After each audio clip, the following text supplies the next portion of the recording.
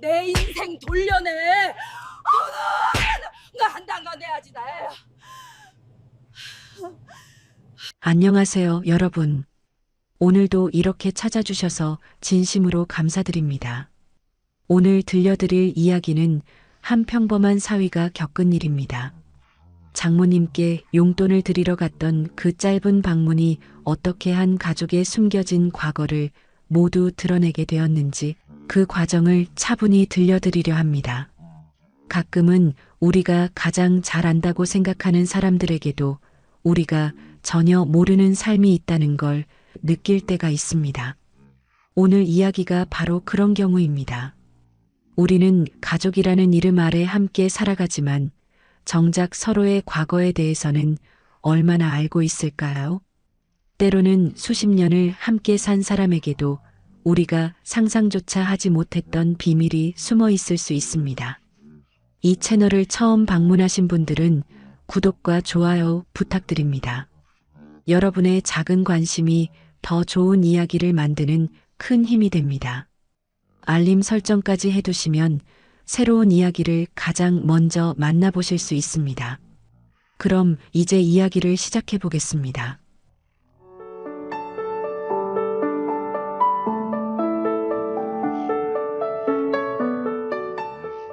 그날은 명절을 보름 정도 앞둔 토요일 오후였습니다.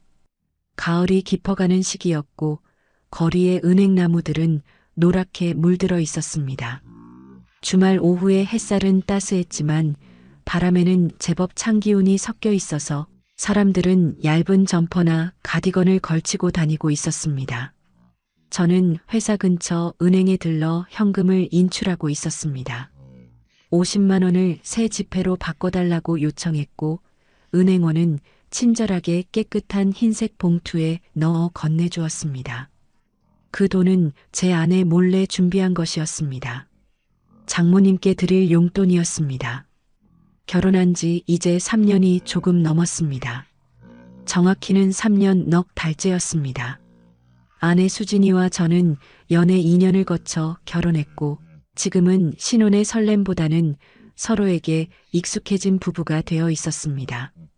수진이는 초등학교 교사였고 저는 중견 건설회사에서 현장 관리 업무를 맡고 있었습니다. 맞벌이 부부답게 평일에는 서로 바쁘게 지냈고 주말이면 밀린 집안일을 하거나 가끔 외식을 하며 소소한 일상을 이어갔습니다. 결혼 생활은 예상했던 것보다 평온했고 큰 다툼 없이 잘 지내고 있었습니다. 장모님은 올해 63이셨습니다. 키가 작은 편이셨고 언제나 단정한 옷차림을 유지하시는 분이셨습니다. 머리는 짧게 파마를 하셨고 화장은 거의 하지 않으셨지만 피부가 깨끗하고 인상이 온화해서 실제 나이보다 젊어 보이셨습니다. 목소리도 차분하고 부드러워서 제가 처음 인사드렸을 때부터 편안한 느낌을 받았던 기억이 납니다. 장인어른께서 2년 전 갑작스럽게 돌아가신 후로 장모님은 혼자 살고 계셨습니다. 장인어른은 평생 중소기업에서 경리로 일하셨는데 심근경색으로 갑자기 세상을 떠나셨습니다. 그날 저녁 회식 자리에서 갑자기 가슴을 움켜쥐고 쓰러지셨다고 했습니다. 함께 있던 직장 동료들이 즉시 구급차를 불렀지만 병원에 도착했을 때는 이미 심장이 멈춘 후였다고 했습니다.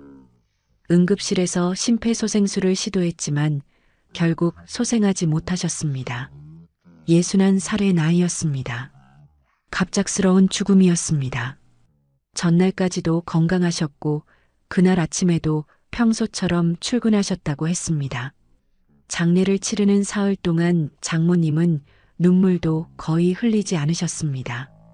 오히려 조문객들을 맞이하고 장례 절차를 진행하는 내내 침착하고 차분한 모습이셨습니다. 수진이가 엄마 괜찮아요? 라고 물어도 응, 괜찮아라고만 대답하셨습니다. 그 모습이 오히려 더 안쓰러웠습니다. 40년 가까이 함께 산 남편을 잃었는데도 감정을 드러내지 않으시는 게 마치 자신에게 슬퍼할 권리조차 주지 않는 것처럼 보였기 때문입니다. 장례를 치르고 정리를 하고 나니 남은 건 많지 않았습니다. 강남의 작은 아파트 한 채와 은행에 예금 몇 천만 원, 그리고 퇴직금으로 받은 돈이 전부였습니다. 빚은 없었지만 여유가 있는 것도 아니었습니다. 수진이는 엄마 우리 집으로 이사 오세요라고 여러 번 권했지만 장모님은 완강히 거절하셨습니다. 내가 살던 집에서 계속 살고 싶어. 너희한테 패 끼치기도 싫고. 그렇게 말씀하시며 혼자 사는 길을 선택하셨습니다. 그리고 장례 석 달 후부터 장모님은 일을 시작하셨습니다. 동네 대형마트 식품 코너에서 시식 판매 일을 하게 되신 겁니다. 채용 공고를 보고 직접 지원하셨다고 했습니다. 주말과 공휴일 위주로 나가셨는데 하루 8시간씩 서서 손님들에게 김밥이나 소시지, 만두 같은 제품을 권하는 일이었습니다. 일당은 그리 많지 않았습니다. 하루에 8만 원 정도였고 한 달에 열흘 정도 나가시니 한 달 수입은 100만 원이 채 안 되었습니다. 장모님은 집에만 있으면 자꾸 생각이 많아진다며 일을 계속하셨습니다. 사람들 만나는 것도 좋고 몸을 움직이니까 건강에도 좋더라.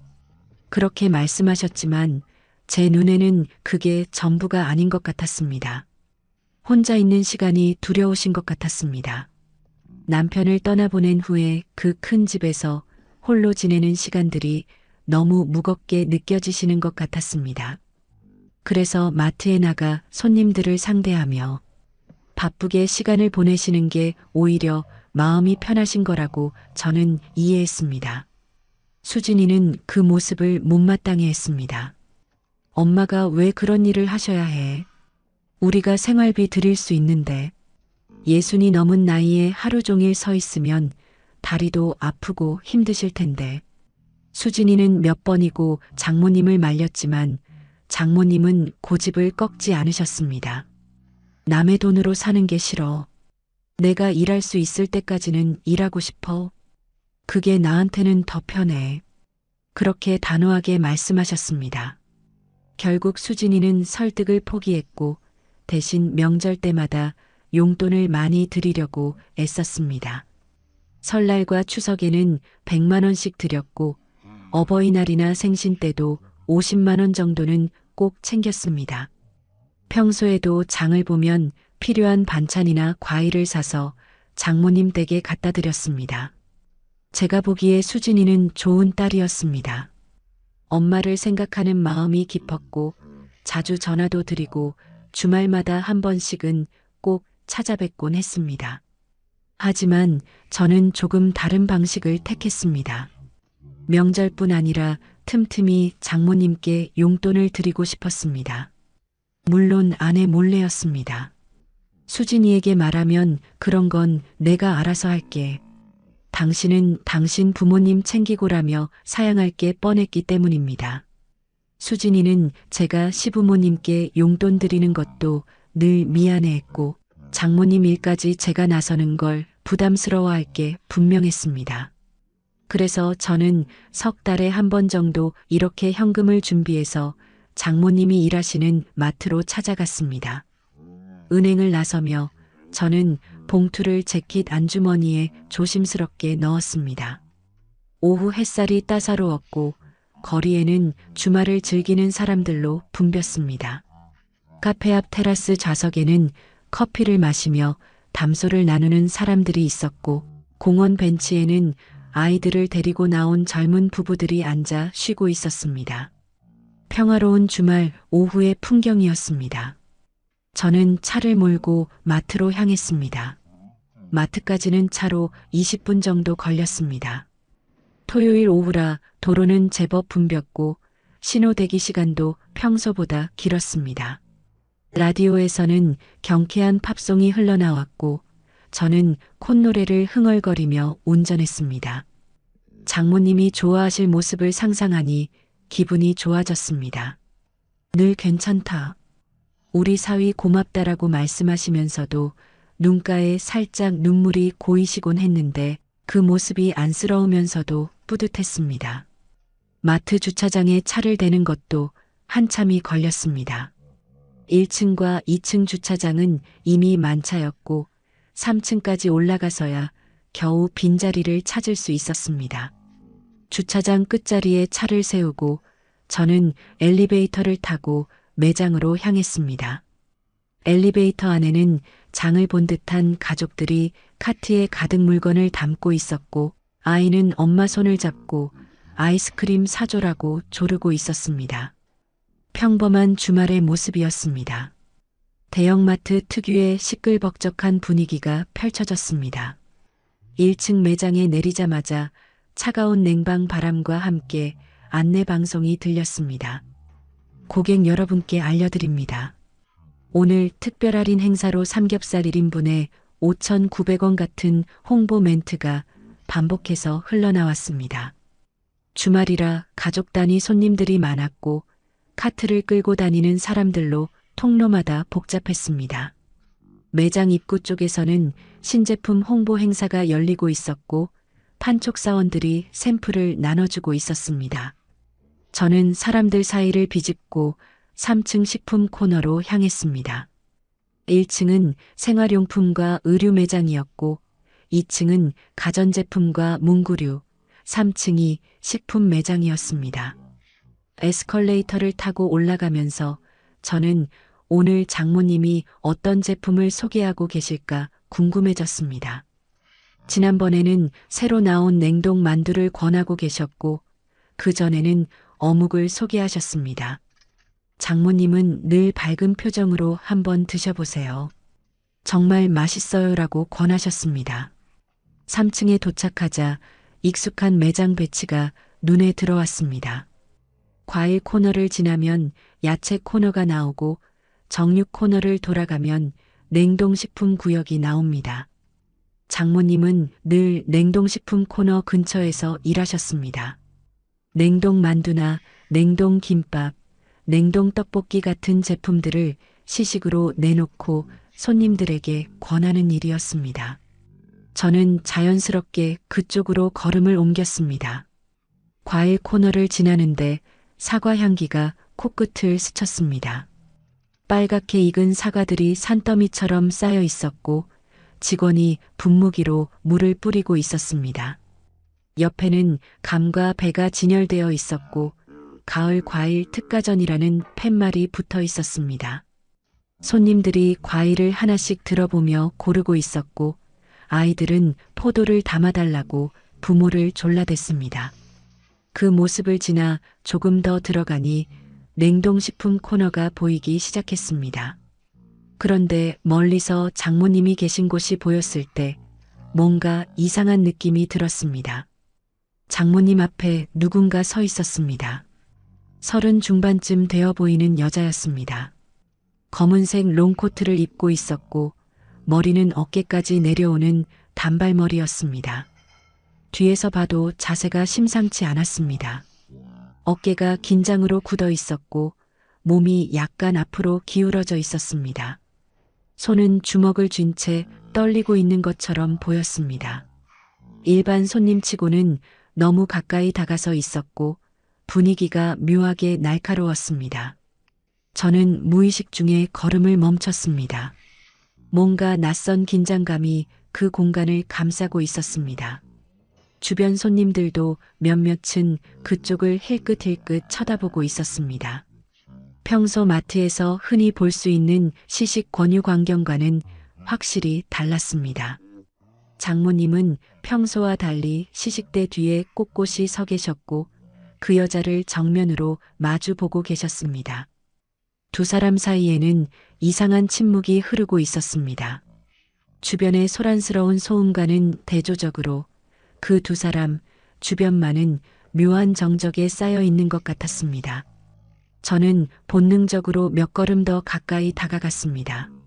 하지만 두 사람 사이에 끼어들기는 망설여졌습니다. 아직 상황이 정확히 파악되지 않았고 혹시 아는 사람과 이야기 중일 수도 있다는 생각이 들었기 때문입니다. 저는 냉동식품 진열대 뒤에 서서 그 모습을 지켜봤습니다. 거리는 한 5m 정도였습니다. 두 사람의 얼굴 표정이 보일 만한 거리였습니다. 그때 그 여자가 입을 열었습니다. 당신이 그렇게 행복하게 사는 게 이해가 안 돼요. 목소리는 낮았지만 또렷했습니다. 주변 소음에도 불구하고 그 말은 제 귀에까지 선명하게 들렸습니다. 여자의 목소리에는 분노와 슬픔이 뒤섞여 있었습니다. 오랫동안 삭혀왔던 감정이 터져나오는 것 같은 떨림이 있었습니다. 저는 더 긴장하며 두 사람을 바라봤습니다. 장모님은 아무 대답도 하지 않으셨습니다. 그저 고개를 살짝 숙인 채 서 계실 뿐이었습니다. 평소 장모님은 늘 밝은 표정으로 손님들을 대하셨는데 지금은 얼굴에서 모든 생기가 사라진 것처럼 보였습니다. 입술은 굳게 다물어져 있었고 손은 앞치마를 꽉 움켜쥐고 있었습니다. 그 모습이 마치 무슨 큰 잘못을 저지른 사람처럼 보였습니다. 여자는 한 걸음 더 다가갔습니다. 제 인생을 돌려주세요. 당신이 저한테 한 짓을 어떻게 그렇게 쉽게 잊고 사세요? 어떻게 아무렇지도 않은 얼굴로 웃으며 살 수가 있어요? 그 말과 함께 여자의 오른손이 움직였습니다. 빠르고 날카로운 동작이었습니다. 제가 잠깐이라고 외치려던 순간 이미 여자의 손바닥이 장모님의 왼쪽 뺨을 후려쳤습니다. 탁 하는 소리가 매장 안에 울려 퍼졌습니다. 냉동식품 진열대 사이로 메아리 치는 것처럼 그 소리가 퍼졌습니다. 생각보다 훨씬 큰 소리였습니다. 주변 사람들이 일제히 그쪽을 돌아봤습니다. 카트를 밀던 손님들이 멈춰 섰고 과일을 고르던 사람들도 고개를 돌렸습니다. 3층 매장의 소란스러운 소음이 순간적으로 잦아드는 것 같았습니다. 마트 직원 한 명이 황급히 이쪽으로 달려오기 시작했습니다. 저도 반사적으로 두 사람에게 달려갔습니다. 하지만 여자는 이미 몸을 돌리고 있었습니다. 장모님을 한 번 더 쳐다본 후 여자는 떨리는 목소리로 마지막 말을 던졌습니다. 어떻게 그럴 수가 있어요? 어떻게 나를 버리고 이렇게 떳떳하게 살 수가 있어요? 목소리는 울먹이고 있었습니다. 여자의 눈에는 눈물이 고여 있었고 입술은 바르르 떨리고 있었습니다. 그리고는 사람들 사이로 빠르게 사라졌습니다. 검은 코트 자락이 펄럭이며 모퉁이를 돌아 사라지는 게 보였습니다. 저는 그 여자를 쫓아갈까 하다가 먼저 장모님께로 향했습니다. 장모님은 맞은 뺨을 손으로 감싼 채 그 자리에 서 계셨습니다. 눈에는 눈물이 고여 있었고 입술은 바르르 떨리고 있었습니다. 하지만 울지는 않으셨습니다. 그저 멍하니 여자가 사라진 방향을 바라보고만 계셨습니다. 시식대 위에는 방금까지 나눠주시던 냉동 김밥이 그대로 놓여 있었고 작은 접시들이 어지럽게 흩어져 있었습니다. 장모님 괜찮으세요? 제가 다가가 물었습니다.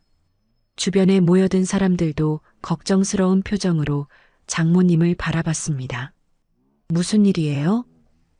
저 여자가 왜 저러는 거예요? 수군거리는 소리가 들렸습니다. 마트 직원이 헐레벌떡 달려와 무슨 일이세요? 괜찮으세요? 경찰을 불러드릴까요? 라고 다급하게 물었지만 장모님은 천천히 고개를 저으셨습니다. 아니에요. 괜찮아요. 그냥 아는 사람이에요. 목소리는 떨렸지만 또렷했습니다. 장모님은 억지로 미소를 지으며 주변 사람들을 향해 신경 쓰지 마세요. 개인적인 일이에요라고 말씀하셨습니다. 사람들은 수군거리며 하나둘 자리를 떠났고 마트 직원도 정말 괜찮으세요? 확실하세요? 라고 몇 번 더 확인한 후 돌아갔습니다. 곧 매장은 다시 일상의 소음으로 채워졌습니다. 안내 방송이 흘러나왔고 사람들은 다시 장을 보기 시작했습니다.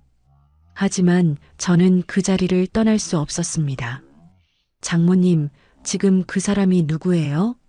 왜 저런 짓을 한 거예요? 경찰에 신고해야 하는 거 아니에요? 저는 조심스럽게 물었습니다. 장모님은 여전히 뺨을 감싸고 계셨습니다. 맞은 자리가 벌겋게 부어오르고 있었습니다. 손가락 자국까지 선명하게 남아 있었습니다. 생각보다 훨씬 세게 맞으신 것 같았습니다. 장모님은 한참 동안 아무 말씀도 하지 않으셨습니다. 그저 먼 곳을 바라보시는 것 같았습니다.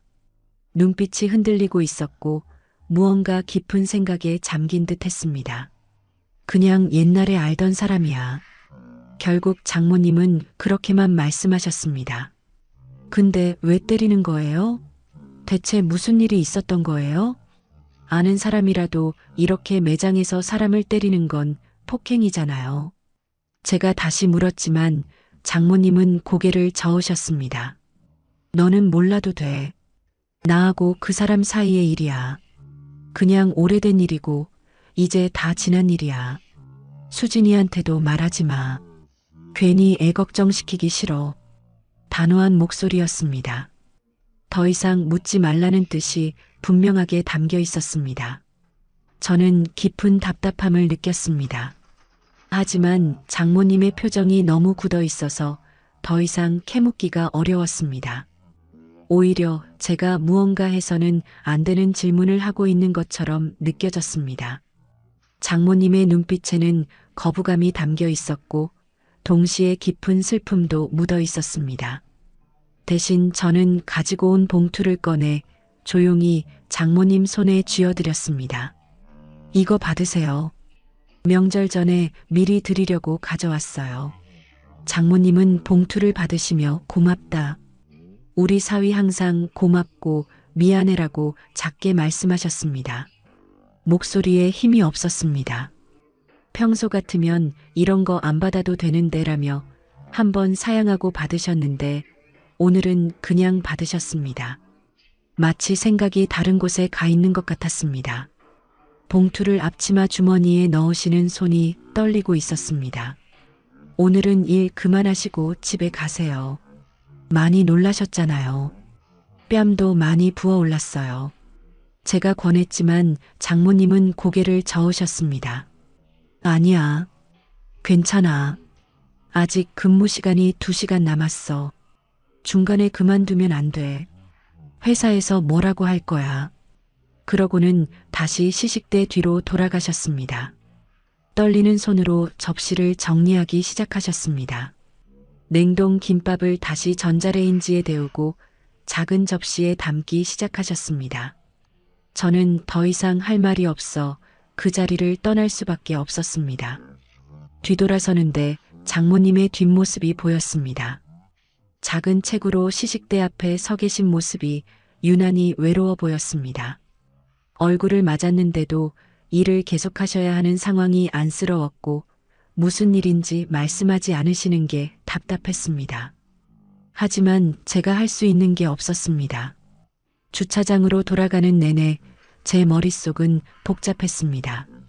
에스컬레이터를 타고 내려오면서도 주차장까지 걸어가면서도 계속 그 장면이 머릿속에서 재생되었습니다. 그 여자는 대체 누구였을까? 왜 장모님을 때린 걸까? 인생을 돌려달라는 말은 또 무슨 뜻이었을까? 나를 버렸다는 표현은 또 무엇을 의미하는 걸까? 제가 알고 있는 장모님은 언제나 조용하고 차분한 분이셨습니다. 결혼 3년 동안 한 번도 누군가와 다투시는 모습을 본 적이 없었고 목소리를 높이시는 것도 본 적이 없었습니다. 차에 올라타 핸들을 잡았지만 시동을 바로 걸지 못했습니다. 장모님의 그 표정이 자꾸 떠올랐습니다. 뺨을 맞으면서도 아무 말씀도 하지 않으셨던 모습, 항변도 하지 않고 그저 고개를 숙이고 계셨던 모습, 마치 그 여자의 말을 부정할 수 없다는 듯한 태도였습니다. 그게 제일 이상했습니다. 만약 정말 억울한 일이었다면 변명이라도 하셨을 텐데 장모님은 침묵으로 일관하셨습니다. 저는 한동안 주차장에 앉아 생각에 잠겼습니다. 창밖으로 사람들이 카트를 끌고 지나갔습니다. 장을 본 가족들이 트렁크에 물건을 싣고 있었고 아이들은 부모 손을 잡고 주차장을 걸어갔습니다. 평범한 주말의 풍경이었습니다. 하지만 제 마음은 평온하지 않았습니다. 무언가 큰 비밀이 숨어 있다는 느낌이 들었습니다. 결국 저는 시동을 걸고 집으로 향했습니다. 이 일을 아내에게 말해야 할지 고민되었습니다. 장모님은 수진이에게 말하지 말라고 하셨습니다. 하지만 이건 그냥 넘어갈 일이 아닌 것 같았습니다.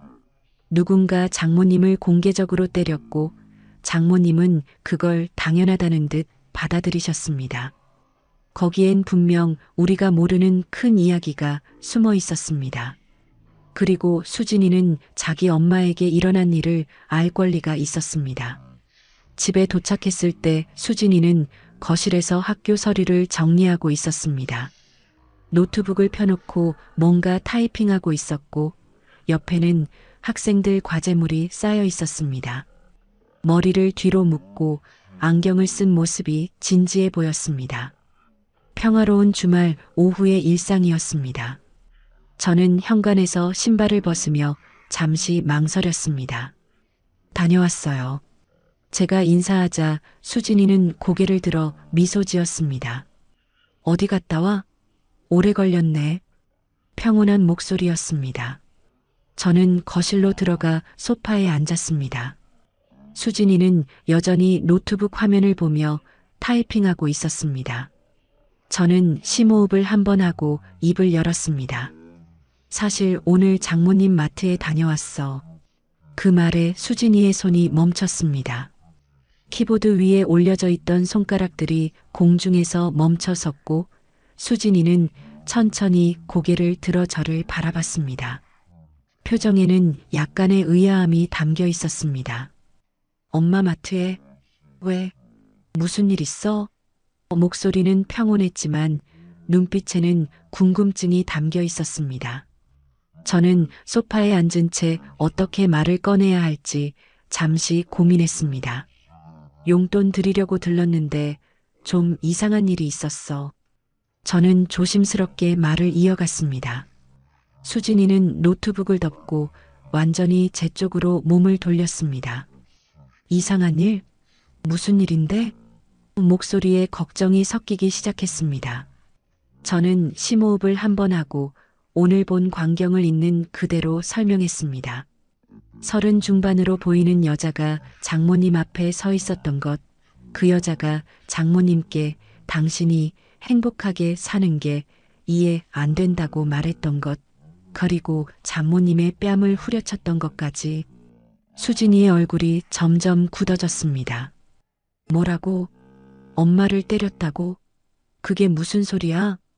수진이는 믿을 수 없다는 표정으로 되물었습니다. 저는 고개를 끄덕이며 그때 상황을 더 자세히 설명했습니다. 그 여자가 제 인생을 돌려달라고 외쳤던 것, 나를 버렸다고 말했던 것, 그리고 장모님은 아무 말씀도 하지 않고 그저 맞기만 하셨다는 것. 주변 사람들이 다 보는 앞에서 벌어진 일이었다고 덧붙였습니다. 수진이는 자리에서 벌떡 일어났습니다. 그래서 엄마는 뭐라고 하셨어? 그 여자가 누구래? 왜 그런 짓을 한 거래? 질문이 쏟아졌습니다.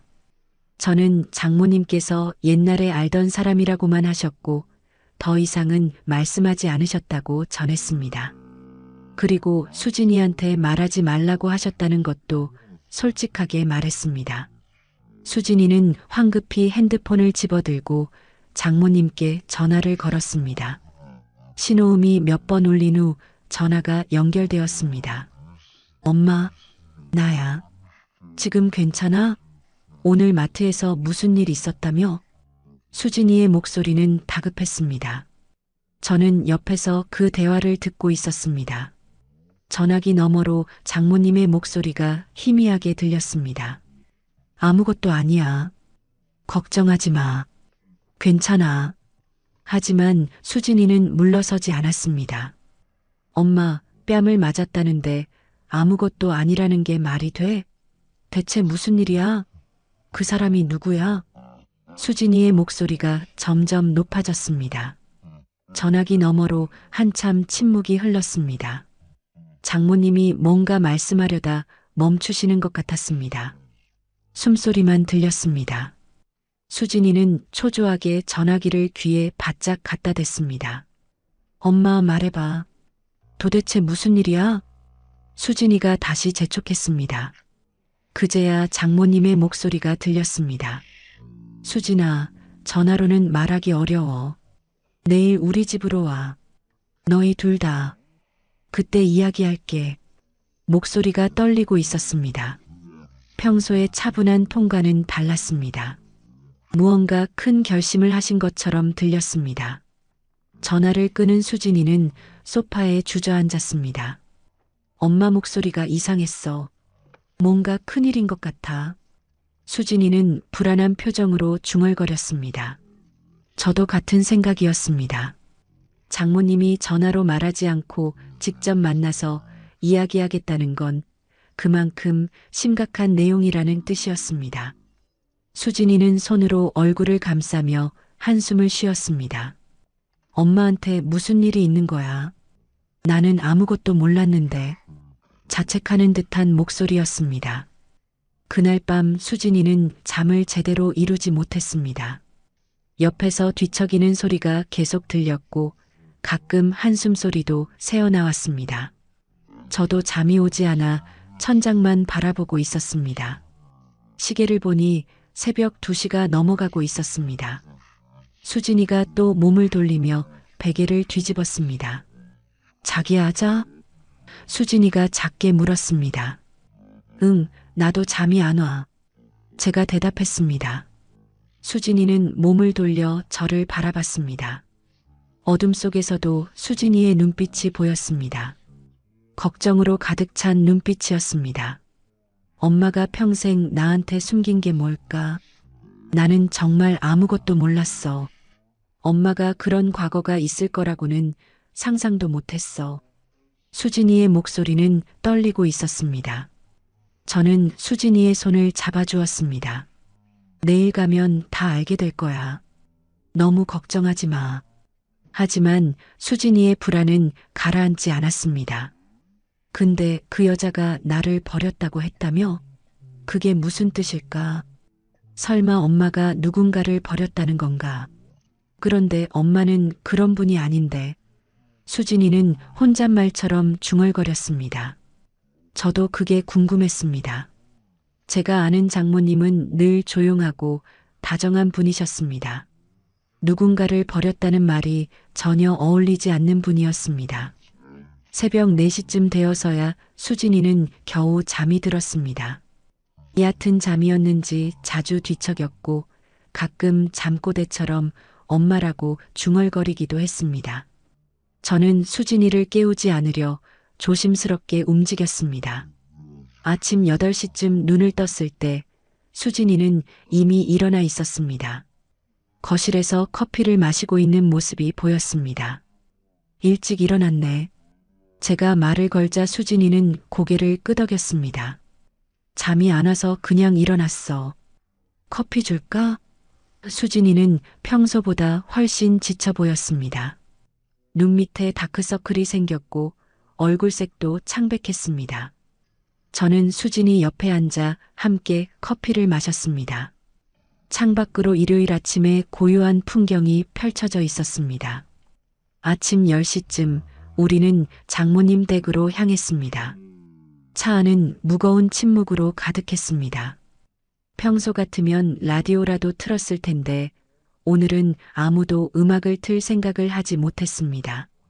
수진이는 창밖만 바라보며 손톱을 물어뜯고 있었습니다. 긴장한 모습이 역력했습니다. 저도 마음이 무겁기는 마찬가지였습니다. 오늘 어떤 이야기를 듣게 될지 예상이 되지 않았습니다. 장모님 댁은 구도심에 있는 오래된 아파트 단지였습니다. 15층짜리 건물이 5동 모여 있는 작은 단지였고 주차장도 좁아서 차를 대기가 쉽지 않았습니다. 겨우 빈자리를 찾아 주차하고 우리는 엘리베이터를 타고 7층으로 올라갔습니다. 엘리베이터 안에서도 수진이는 계속 손을 비비며 불안해했습니다. 괜찮아. 내가 옆에 있잖아. 제가 손을 잡아주자 수진이는 억지로 미소를 지었습니다. 초인종을 누르자 곧 문이 열렸습니다. 장모님이 문을 여셨는데 평소와는 다른 모습이었습니다. 머리를 제대로 빗지 않으신 것 같았고 얼굴에는 피로가 역력했습니다. 어젯밤에 장모님도 잠을 설치신 것 같았습니다. 왼쪽 뺨에는 어제 맞은 자국이 아직 남아 있었고 약간 부어올라 있었습니다. 어서 와. 들어와. 장모님은 작은 목소리로 말씀하시며 우리를 안으로 안내하셨습니다. 거실로 들어서니 정돈된 공간이 눈에 들어왔습니다. 평소와 다름없이 깔끔하게 정리되어 있었지만 분위기는 묘하게 무거웠습니다. 테이블 위에는 차와 과일이 준비되어 있었습니다. 장모님이 아침부터 우리를 맞이할 준비를 하신 것 같았습니다. 우리는 소파에 나란히 앉았고 장모님은 우리 맞은편에 자리를 잡으셨습니다. 한참 동안 아무도 말을 꺼내지 못했습니다. 수진이는 엄마를 바라보며 입술을 깨물었고 장모님은 찻잔을 들었다 놓기를 반복하셨습니다. 시계 소리만 똑딱거리며 시간이 흘렀습니다. 거실 창밖으로는 가을 햇살이 들어왔고 멀리서 아이들 노는 소리가 희미하게 들렸습니다. 평화로운 일요일 아침의 풍경과는 달리 이 거실 안의 공기는 무겁게 가라앉아 있었습니다. 결국 수진이가 먼저 입을 열었습니다. 엄마, 도대체 무슨 일이야? 어제 그 여자가 누구야? 왜 엄마를 때린 거야? 목소리는 차분했지만 떨리고 있었습니다. 수진이의 손은 무릎 위에서 주먹을 쥐고 있었고 손가락 마디가 하얗게 변해 있었습니다. 긴장하고 있다는 증거였습니다. 장모님은 깊은 한숨을 쉬셨습니다. 그리고 한참을 망설이시다가 천천히 입을 여셨습니다. 수진아, 엄마가 너한테 평생 숨겨온 게 하나 있어. 장모님의 목소리는 떨렸지만 또렷했습니다. 찻잔을 내려놓고 두 손을 모아 무릎 위에 얹으셨습니다. 그 손도 미세하게 떨리고 있었습니다. 사실은 너한테 언니가 있어. 엄마가 너희 아버지 만나기 전에 낳은 딸이야. 그 말과 동시에 거실의 공기가 얼어붙는 것 같았습니다. 수진이는 눈을 크게 뜨고 엄마를 바라봤습니다. 뭐라고? 언니? 그게 무슨 소리야? 수진이의 목소리가 높아졌습니다. 믿을 수 없다는 표정이었습니다. 저도 충격을 받기는 마찬가지였습니다. 장모님께 이런 과거가 있을 줄은 상상도 못했습니다. 장모님은 눈을 감고 깊게 숨을 들이마신 후 다시 말씀을 이어가셨습니다. 엄마가 23세 첫 결혼을 했어. 너희 외할머니 외할아버지는 반대하셨지만 엄마가 고집을 부렸지. 그때는 사랑이 전부인 줄 알았거든. 장모님은 먼 곳을 바라보며 말씀하셨습니다. 마치 40년 전 그때로 돌아간 것처럼 눈빛이 흔들렸습니다. 그 사람이 좋았어. 말도 잘하고 데이트할 때는 다정했거든. 그래서 결혼하면 행복할 거라고 믿었어. 근데 결혼하고 보니 완전히 다른 사람이더라. 장모님의 목소리에 후회가 묻어났습니다. 결혼 1년 만에 딸을 낳았어. 이름은 민지였어. 수진이는 입을 다물지 못한 채 엄마를 바라봤습니다. 장모님은 찻잔을 들어 한 모금 마시고 다시 말씀을 이어가셨습니다. 민지는 정말 예쁜 아이였어. 눈이 크고 웃을 때마다 보조개가 생기는 아이였지. 엄마는 그 아이를 보면서 힘든 결혼 생활을 견뎠어. 장모님의 눈가에 눈물이 맺히기 시작했습니다. 근데 결혼 생활은 행복하지 않았어. 장모님의 목소리가 낮아졌습니다. 그 사람은 술을 마셨어. 처음에는 가끔이었는데 점점 자주 마시기 시작했어. 직장 생활이 안 풀린다고 스트레스가 심하다고 하면서 매일 밤 술을 마셨지. 술만 마시면 폭력적으로 변했어. 나를 때리고 물건을 던지고 소리를 질렀어. 수진이는 손으로 입을 막았습니다. 믿을 수 없다는 표정이었습니다. 4년을 참고 살았어. 민지 때문이었어.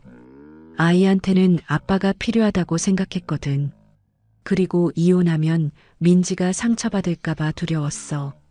근데 그 사람의 폭력이 점점 심해졌어. 급기야 민지한테까지 손을 대기 시작했어. 장모님의 목소리가 잠시 멈췄습니다. 눈에서 눈물이 주르륵 흘러내렸습니다. 5살 아이를 때리는 걸 보고 견딜 수가 없었어. 그때 결심했어. 이혼해야겠다고. 민지를 데리고 집을 나왔어. 장모님은 손수건을 꺼내 눈물을 닦았습니다. 친정으로 돌아갔어.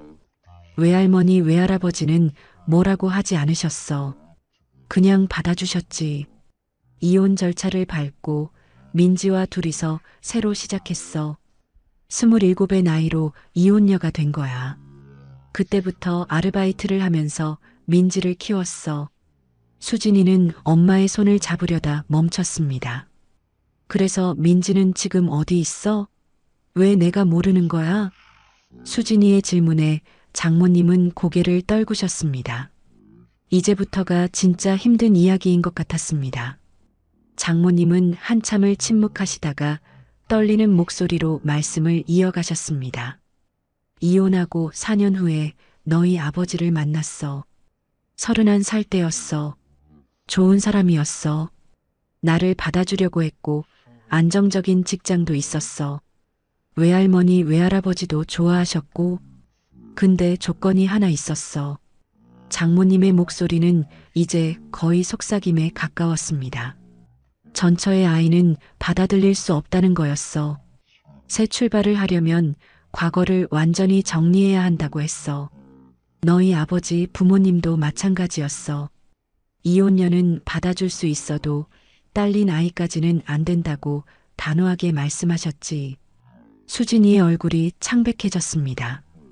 이미 다음 이야기를 예감한 것 같았습니다. 그래서 엄마는 민지를 보냈어. 장모님의 눈에서 눈물이 계속 흘러내렸습니다. 7살이었어. 시설로 보냈어. 보육원에 맡긴 거야. 민지는 울면서 매달렸어. 엄마, 나 착하게 할게. 나 버리지 마.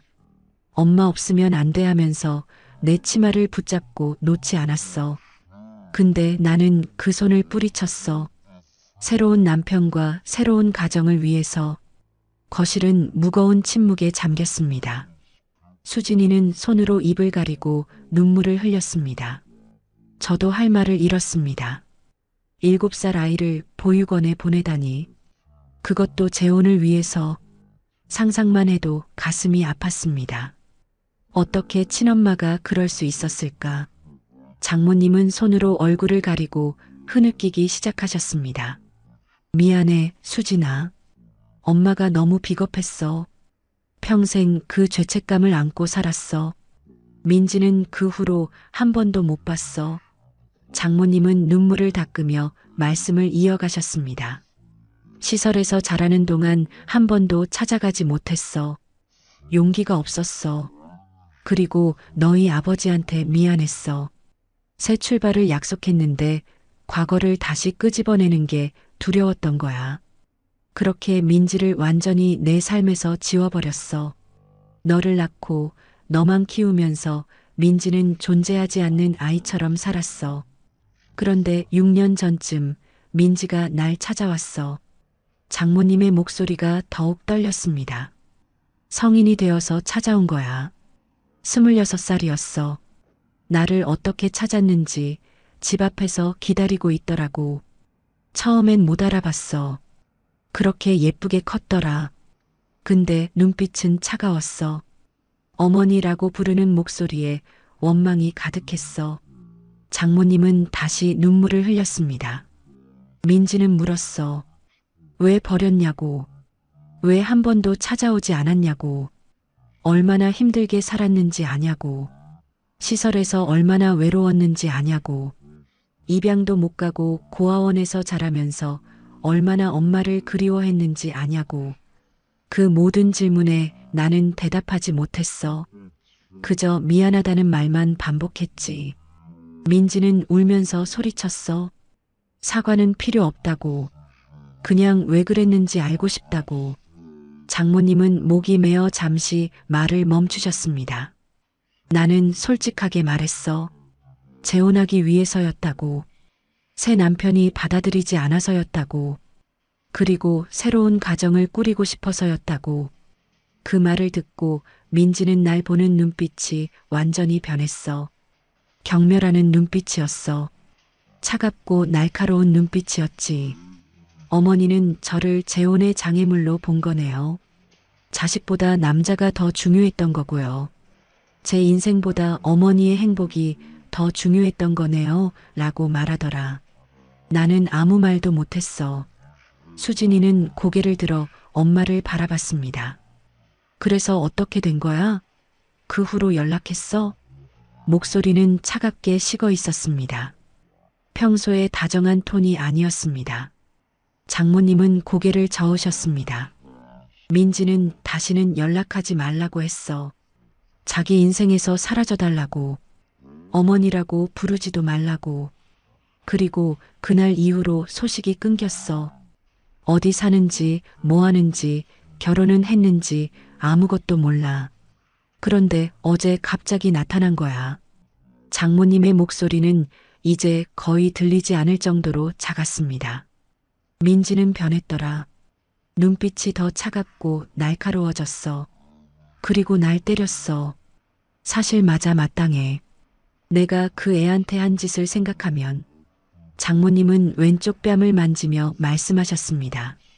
그곳에는 어제 민지가 때린 손자국이 아직 남아 있었습니다. 저는 그 광경을 지켜보며 복잡한 감정에 휩싸였습니다.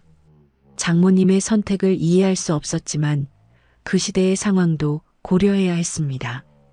25년 전만 해도 이혼녀에 대한 시선이 곱지 않았고 거기다 아이까지 딸린 여자가 재혼하기는 쉽지 않았을 겁니다. 하지만 그렇다고 해서 7살 아이를 버린 게 정당화될 수는 없었습니다. 그 아이는 지금까지 그 상처를 안고 살아왔을 것이고 어제 그 분노가 폭발한 것이었습니다. 수진이는 자리에서 천천히 일어났습니다. 나 좀 혼자 있고 싶어. 화장실 좀 다녀올게. 수진이는 화장실로 향했고 문이 닫히는 소리가 들렸습니다. 이어서 물 흐르는 소리가 들렸습니다. 수진이가 얼굴을 씻는 것 같았습니다. 거실에는 저와 장모님만 남았습니다. 장모님은 여전히 고개를 숙인 채 눈물을 흘리고 계셨습니다. 매형 미안해. 이런 얘기를 듣게 해서 너무 부끄럽고 창피해. 장모님의 목소리는 떨리고 있었습니다. 저는 조심스럽게 입을 열었습니다. 장모님, 민지 씨가 혹시 또 찾아올 것 같으세요? 장모님은 고개를 끄덕이셨습니다. 올 것 같아. 그의 눈빛을 보니까 아직 끝나지 않은 것 같더라. 뭔가 더 말하고 싶은 게 있는 것 같았어. 어제는 사람들이 많아서 다 못한 것 같아. 분명히 다시 찾아올 거야. 장모님의 예감은 틀리지 않았습니다.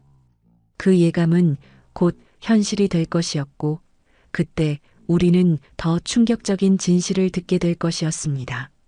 화장실에서 나온 수진이는 얼굴이 붉게 부어 있었습니다. 분명 안에서 많이 울었을 것입니다. 눈가가 발갛게 충혈되어 있었고 코도 빨갛게 변해 있었습니다. 수진이는 소파에 다시 앉으며 장모님을 바라봤습니다. 엄마, 나는 평생 외동딸인 줄 알았어.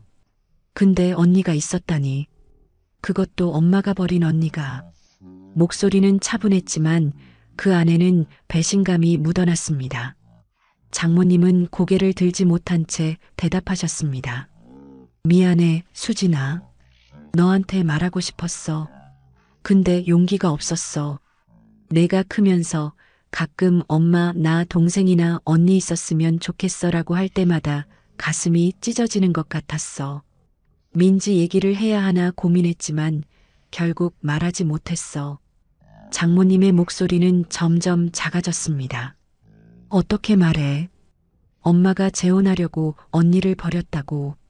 그리고 아빠는 알고 계셨어? 수진이가 다시 물었습니다. 이번에는 목소리에 날이 서 있었습니다. 장모님은 고개를 끄덕이셨습니다. 알고 있었어. 처음부터 다 말했어. 내가 이혼했다는 것, 딸이 있었다는 것, 그 아이를 시설에 보냈다는 것. 너희 아버지는 그걸 알고도 나와 결혼해줬어. 대신 조건이 있었지. 민지와는 완전히 연을 끊고 너한테도 절대 말하지 말라는 거였어.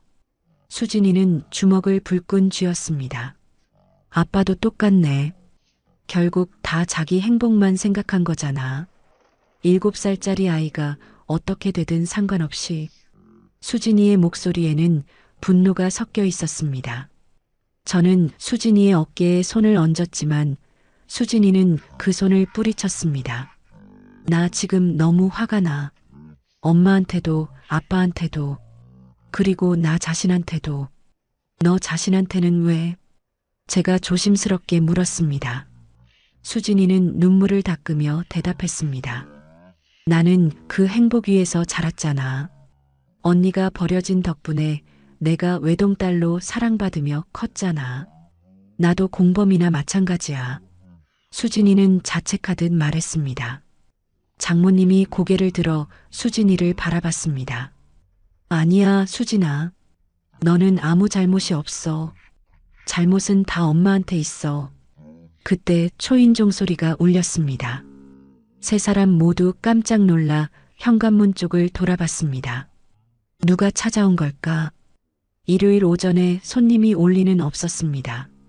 장모님은 천천히 일어나 인터폰 화면을 확인했습니다. 그리고 얼굴이 하얗게 변했습니다. 민지야. 장모님이 작게 중얼거렸습니다. 화면에는 어제 마트에서 봤던 바로 그 여자가 서 있었습니다. 장모님은 떨리는 손으로 문을 열었습니다. 민지가 문 앞에 서 있었습니다. 오늘은 어제와 다른 옷차림이었습니다. 회색 니트에 청바지를 입고 있었고 머리는 뒤로 묶어 올렸습니다. 화장기 없는 얼굴은 피곤해 보였고 눈가에는 다크서클이 짙게 드리워져 있었습니다. 민지는 장모님을 지나쳐 거실로 들어왔습니다. 그리고 소파에 앉아 있는 저와 수진이를 보았습니다. 처음 뵙겠습니다. 저는 강민지라고 합니다. 민지는 차분한 목소리로 자기 소개를 했습니다. 하지만 그 차분함 속에는 냉기가 흐르고 있었습니다. 수진이는 민지를 빤히 바라봤습니다. 두 사람은 닮은 구석이 있었습니다. 눈매와 코 그리고 입술 모양이 비슷했습니다. 같은 엄마에게서 태어난 자매라는 게 한눈에 보였습니다. 저는 이수진이에요. 그리고 이쪽은 제 남편이고요. 수진이도 딱딱한 목소리로 대답했습니다. 민지는 고개를 끄덕이고는 장모님 쪽을 돌아봤습니다. 어머니, 오늘은 제대로 이야기하러 왔어요. 어제는 사람들이 많아서 다 말하지 못했거든요. 민지는 소파에 앉으며 말했습니다. 장모님은 떨리는 다리로 민지 맞은편에 앉으셨습니다. 민지는 가방에서 서류 봉투 하나를 꺼냈습니다. 먼저 제 신분증부터 보여드릴게요. 제가 정말 당신의 딸이 맞다는 증거입니다. 민지는 주민등록증을 테이블 위에 놓았습니다. 거기에는 강민지라는 이름과 함께 30이 조금 넘은 나이가 적혀 있었습니다. 생년월일을 보니 장모님이 말씀하신 나이와 정확히 일치했습니다. 그리고 또 다른 서류를 꺼냈습니다. 이건 제가 태어났을 때 받은 출생신고서 사본이에요. 여기 모의 이름을 보세요. 출생신고서에는 장모님의 이름이 적혀 있었습니다. 수진이는 그 서류를 집어들고 자세히 살펴봤습니다. 부의 이름도 적혀 있었는데 수진이 아버지와는 다른 사람이었습니다. 모든 게 사실이었습니다. 민지는 정말 장모님의 첫째 딸이었고 수진이의 이복 언니였습니다. 수진이는 서류를 내려놓고 민지를 바라봤습니다. 그래서 어쩌자고 오신 거예요? 민지는 수진이를 똑바로 바라봤습니다. 제가 여기 온 이유는 두 가지예요. 첫 번째는 어머니께 제대로 된 사과를 받기 위해서입니다. 민지는 장모님을 향해 말했습니다. 어머니, 어제 짧게 말했지만 오늘은 제대로 말씀드리고 싶어요. 제가 얼마나 힘들게 살았는지, 얼마나 외로웠는지, 얼마나 어머니를 원망했는지. 민지의 목소리는 떨리기 시작했습니다. 억눌렀던 감정이 터져 나오는 것 같았습니다. 7살에 고아원에 보내졌을 때 전 이해할 수 없었어요. 민지는 눈물을 참으며 말을 이어갔습니다. 왜 엄마가 나를 두고 가는지, 내가 뭘 잘못했는지. 매일 밤 울면서 엄마를 기다렸어요.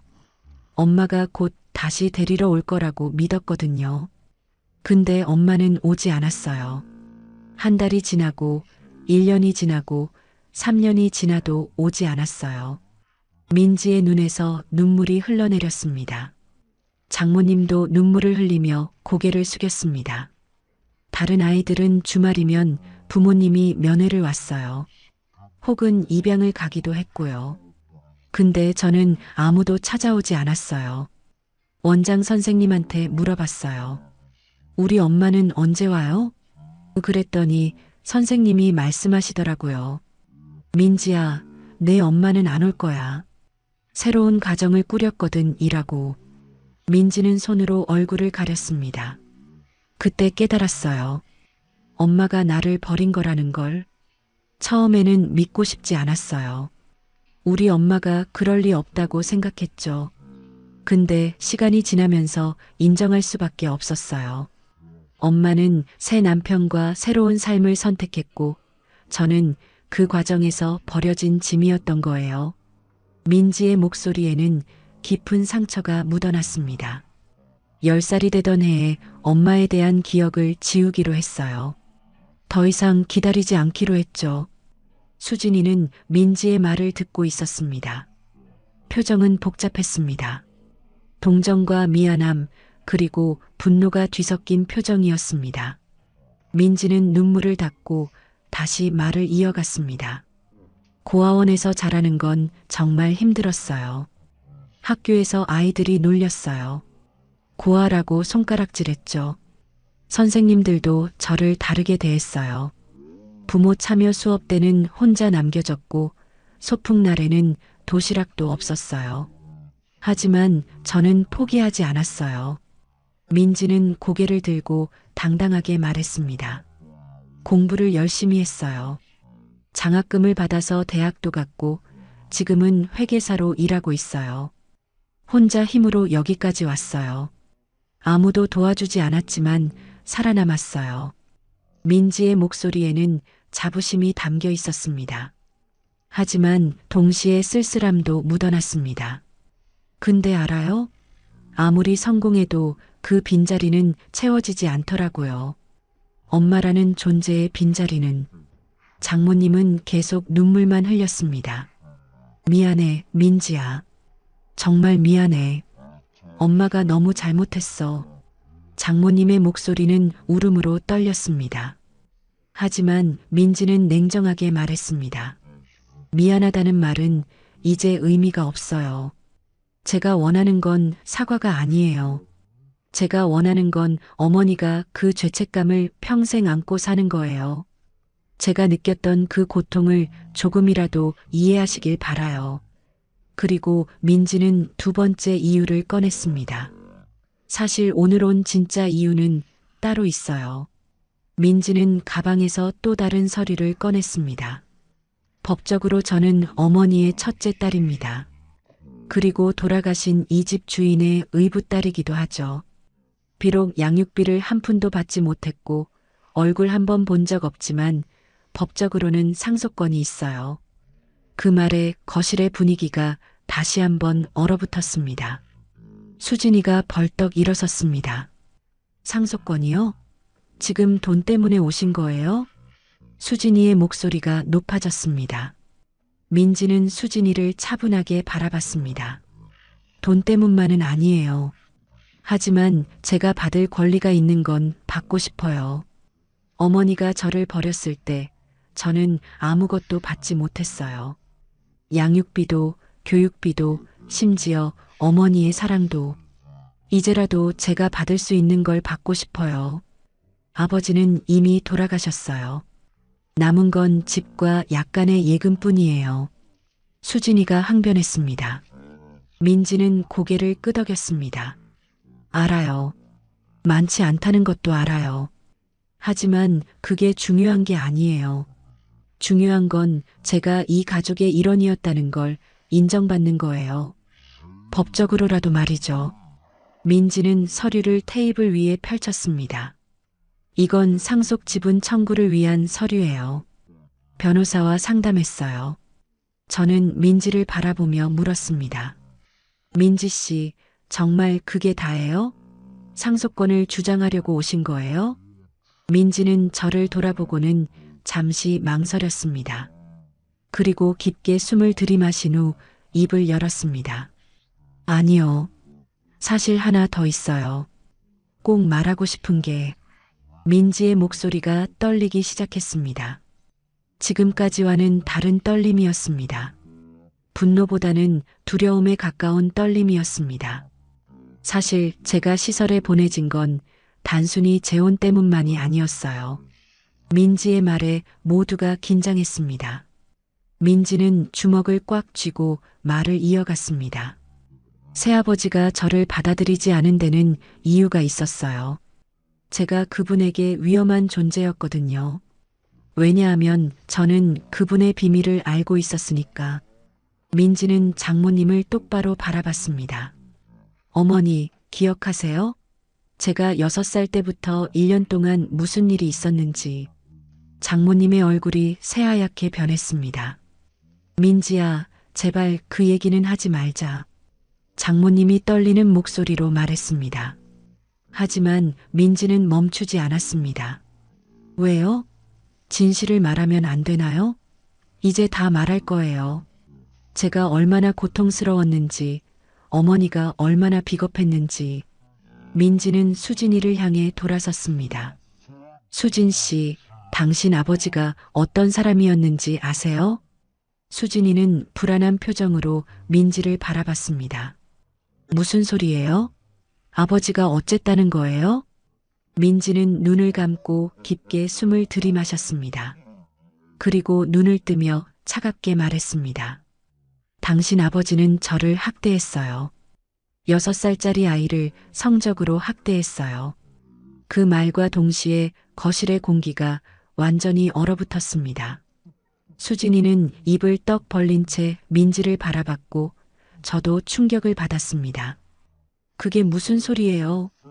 수진이가 비명처럼 외쳤습니다. 하지만 민지는 침착하게 말을 이어갔습니다. 어머니가 그분과 사귀기 시작했을 때부터였어요. 처음에는 친절하게 대하시더니 어느 날부터 이상하게 저를 만졌어요. 처음엔 뭔지 몰랐어요. 어린아이였으니까. 근데 점점 심해졌어요. 그리고 그분은 제게 말했죠. 이 얘기를 하면 엄마가 슬퍼할 거야 라고. 장모님이 울면서 고개를 저었습니다. 아니야. 그렇지 않아. 하지만 민지는 멈추지 않았습니다. 어머니는 알고 있었어요. 제가 엄마한테 말했거든요. 그 아저씨가 이상한 짓을 해요라고. 근데 어머니는 뭐라고 하셨죠? 내가 잘못 본 거야. 아저씨가 그럴 리 없어 라고 하셨어요. 믿지 않으셨어요. 아니, 믿고 싶지 않으셨던 거죠. 민지의 목소리는 분노로 떨렸습니다. 그리고 결혼하셨죠. 저를 그 사람과 같은 집에서 살게 만들었어요. 민지는 눈물을 흘리며 말했습니다. 1년 동안 지옥 같았어요. 어머니가 일하러 나가면 그분이 제 방에 들어왔어요. 무서웠어요. 너무 무서웠어요. 엄마한테 또 말했어요. 울면서 매달렸어요. 근데 어머니는 저를 혼냈어요. 거짓말하지 마. 아빠한테 미안하다고 해라고 하셨죠.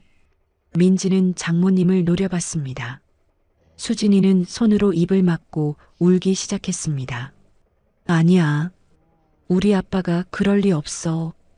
거짓말이야. 수진이는 믿고 싶지 않았습니다. 하지만 민지는 가방에서 또 다른 서류를 꺼냈습니다. 이건 제가 20살 때 받은 심리 상담 기록이에요. 외상 후 스트레스 장애 진단을 받았어요. 아동 성학대 생존자로서 말이죠.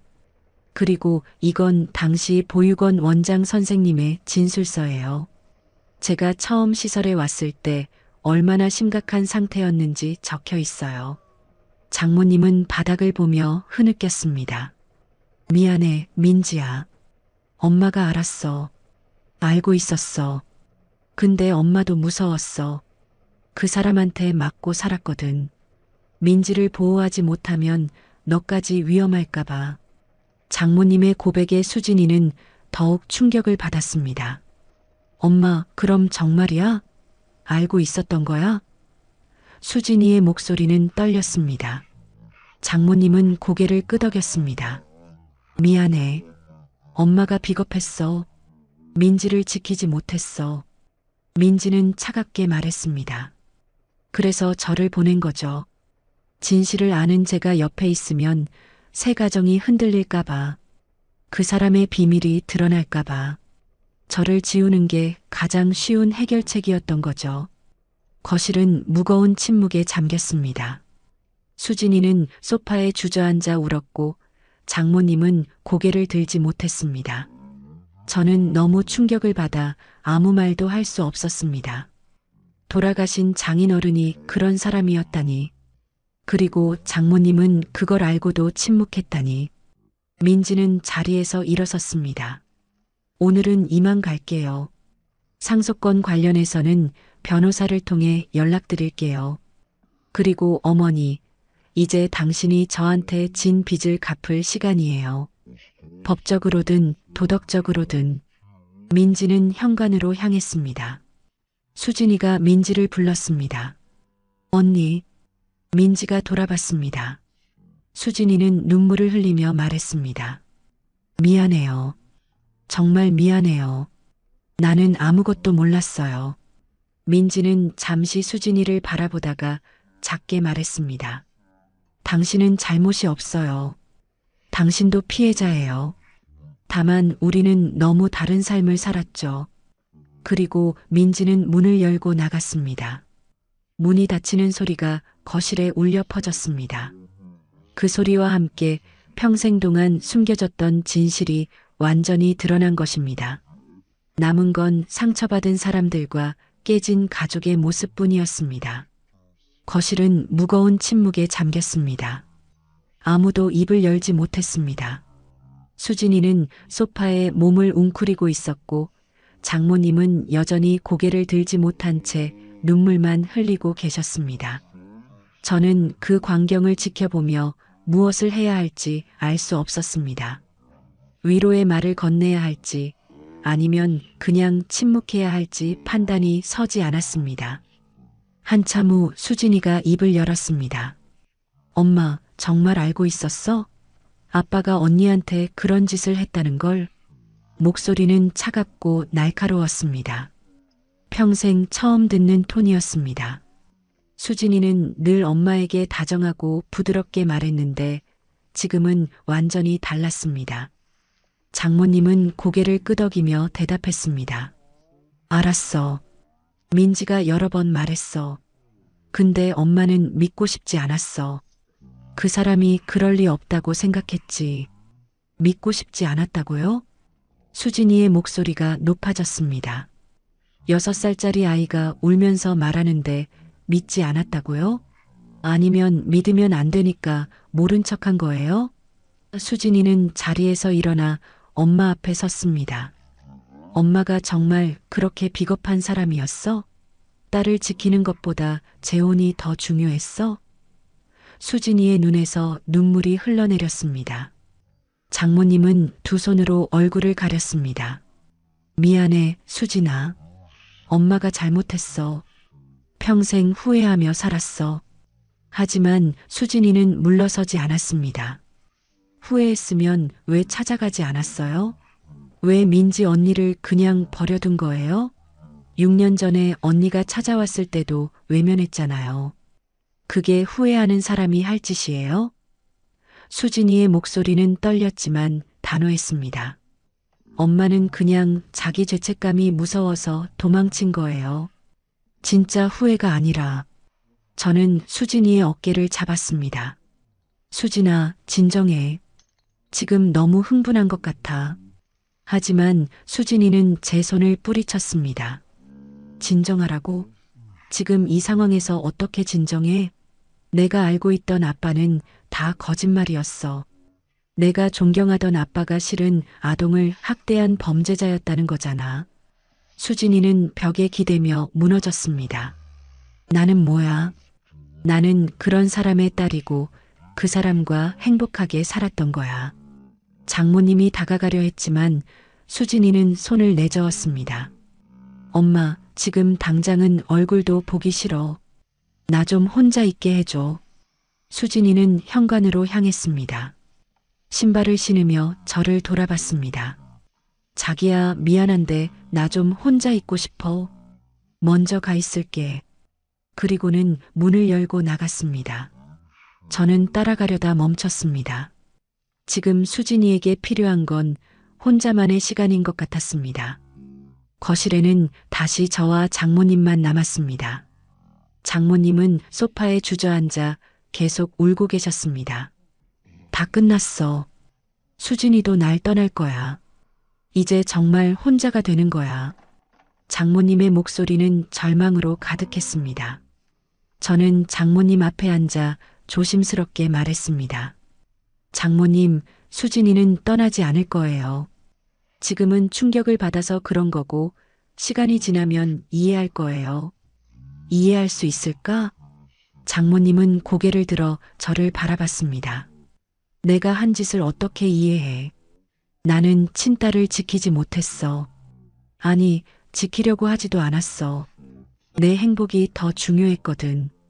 장모님은 손으로 가슴을 쳤습니다. 여기가 너무 아파. 민지 얼굴을 보니까 그때 그 아이가 떠올라. 울면서 매달리던 모습이 자꾸 생각나. 저는 한참을 장모님과 함께 앉아 있었습니다. 위로의 말을 해야 할 것 같았지만 적당한 말이 떠오르지 않았습니다. 장모님이 한 일은 분명 잘못되었고 그 결과로 민지는 평생 상처를 안고 살았습니다. 하지만 장모님도 나름대로 고통받으며 살아온 것 같았습니다. 그 죄책감을 25년 동안 혼자 짊어지고 살아오셨을 것입니다. 장모님, 이제라도 민지 씨한테 제대로 된 사과를 하세요. 그리고 가능하다면 관계를 회복해 보세요. 민지가 받아줄까? 장모님은 고개를 저었습니다. 그 애는 날 너무 미워해. 당연한 거야. 나도 날 미워하니까. 장모님은 창밖을 바라보며 말씀하셨습니다. 사실 민지가 6년 전에 찾아왔을 때 기회가 있었어. 그때 무릎 꿇고 빌었어야 했는데. 근데 나는 또 비겁하게 도망쳤어. 수진이한테 들킬까봐, 너희 아버지의 비밀이 드러날까봐. 저는 자리에서 일어났습니다. 장모님, 저는 먼저 가볼게요. 수진이가 걱정돼서요. 장모님도 좀 쉬세요. 장모님은 고개를 끄덕이며 말씀하셨습니다. 매영, 수진이 잘 부탁해. 엄마가 이렇게 형편없는 사람이라는 걸 알았으니 얼마나 힘들겠어. 저는 현관으로 향하며 뒤돌아봤습니다. 장모님은 여전히 소파에 앉아 창밖을 바라보고 계셨습니다. 그 뒷모습이 너무 외로워 보였습니다. 집에 돌아왔을 때 수진이는 침실에 있었습니다. 문이 닫혀 있었고 안에서는 아무 소리도 들리지 않았습니다. 저는 조심스럽게 문을 두드렸습니다. 수진아, 나야. 들어가도 돼? 대답이 없었습니다. 저는 천천히 문을 열고 안으로 들어갔습니다. 수진이는 침대에 누워 천장을 바라보고 있었습니다. 눈은 빨갛게 부어 있었고 베개는 눈물로 젖어 있었습니다. 저는 침대 옆에 앉았습니다. 괜찮아? 수진이는 고개를 저었습니다. 괜찮을 리가 없지. 내 인생이 통째로 거짓말이었는데. 수진이는 몸을 돌려 저를 바라봤습니다. 자기야, 나는 아빠가 좋은 사람인 줄 알았어. 조용하고 성실한 가장이라고 생각했어. 근데 실제로는 어린아이를 학대한 괴물이었어. 내가 그런 사람 딸이라는 게 믿기지가 않아. 수진아, 아버지의 잘못이 너의 잘못은 아니야. 제가 말했지만 수진이는 고개를 저었습니다. 아니야. 나도 공범이야. 나는 그 행복 위에서 자랐잖아. 언니가 버려지고 학대당하는 동안 나는 부모님의 사랑을 독차지하며 행복하게 살았어. 피아노도 배우고 좋은 학교도 다니고 대학도 갔잖아. 그게 다 언니의 희생 위에 세워진 거야. 수진이는 다시 천장을 바라봤습니다. 엄마도 이해가 안 돼. 어떻게 딸이 학대당하는 걸 알면서도 모른 척 할 수 있어? 어떻게 그 아이를 보육원에 보낼 수 있어? 나라면 절대 못했을 거야. 수진이의 목소리는 떨렸습니다. 나는 엄마를 존경했어. 혼자서도 당당하게 일하시고 늘 긍정적이시고. 근데 실제로는 비겁한 사람이었어. 자기 행복을 위해서 딸을 버린 사람이었던 거야. 저는 수진이의 손을 잡았습니다. 수진아, 지금은 모든 게 무너진 것처럼 느껴지겠지. 근데 시간이 지나면 조금씩 정리될 거야. 수진이는 제 손을 꽉 쥐었습니다. 자기야, 나는 어떻게 해야 해? 엄마를 용서해야 하는 걸까? 아니면 민지 언니처럼 엄마를 멀리해야 하는 걸까? 나는 정말 모르겠어. 수진이는 다시 눈물을 흘렸습니다. 저는 수진이를 끌어안았습니다. 지금 당장 결정하지 않아도 돼. 천천히 생각해. 내가 옆에 있을게. 그날 밤 수진이는 악몽을 꾸었습니다. 잠결에 언니 미안해라고 중얼거렸고 몸을 떨기도 했습니다. 저는 수진이를 깨우지 않고 그저 옆에서 지켜봤습니다. 수진이에게 이 충격이 얼마나 큰지 느낄 수 있었습니다. 평생 믿어왔던 가족의 모습이 한순간에 무너졌고 존재조차 몰랐던 언니가 나타나 끔찍한 진실을 말했습니다. 누구라도 감당하기 힘든 상황이었습니다. 다음 날 아침 수진이는 학교에 병가를 냈습니다. 애들 가르칠 상태가 아니야. 얼굴도 엉망이고. 수진이는 거울을 보며 말했습니다. 눈은 여전히 부어 있었고 얼굴색도 창백했습니다. 저도 회사에 반차를 내고 수진이와 함께 있기로 했습니다. 수진이는 하루 종일 소파에 앉아 멍하니 텔레비전만 바라봤습니다.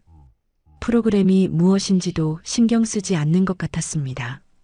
그저 화면을 응시하고 있을 뿐이었습니다. 오후가 되자 수진이가 입을 열었습니다. 자기야, 민지 언니를 만나고 싶어. 갑작스러운 말이었습니다. 저는 수진이를 돌아봤습니다. 정말? 만나서 뭐라고 할 건데? 수진이는 고개를 저었습니다. 모르겠어. 근데 그냥 만나야 할 것 같아. 언니한테 사과하고 싶어. 그리고 더 알고 싶어. 언니가 어떻게 살아왔는지, 지금은 어떻게 지내는지. 수진이는 저를 바라봤습니다. 같이 가줄 수 있어? 저는 고개를 끄덕였습니다. 당연하지. 근데 민지 씨 연락처를 알아? 수진이는 핸드폰을 꺼냈습니다. 어제 언니가 명함을 놓고 갔어. 테이블 위에.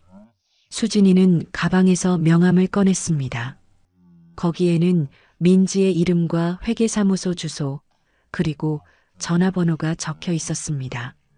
수진이는 한참을 망설이다가 전화를 걸었습니다.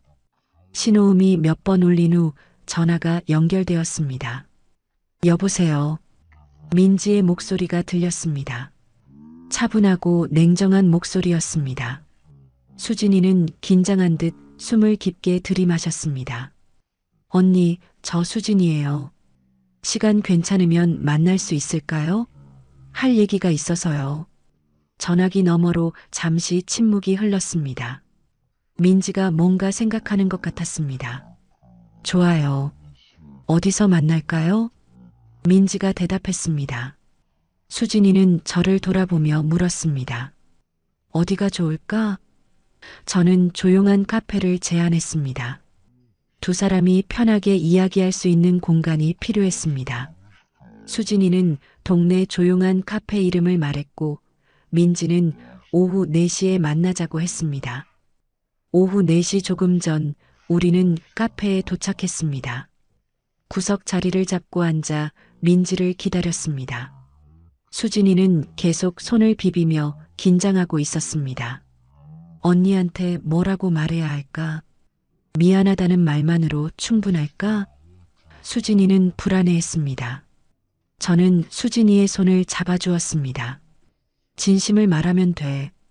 민지 씨도 그걸 원할 거야. 정확히 4시에 민지가 카페에 들어왔습니다. 어제와는 다른 정장 차림이었습니다. 회사에서 오는 길인 것 같았습니다. 민지는 우리를 발견하고 다가왔습니다. 우리와 마주보고 앉으며 커피를 주문했습니다.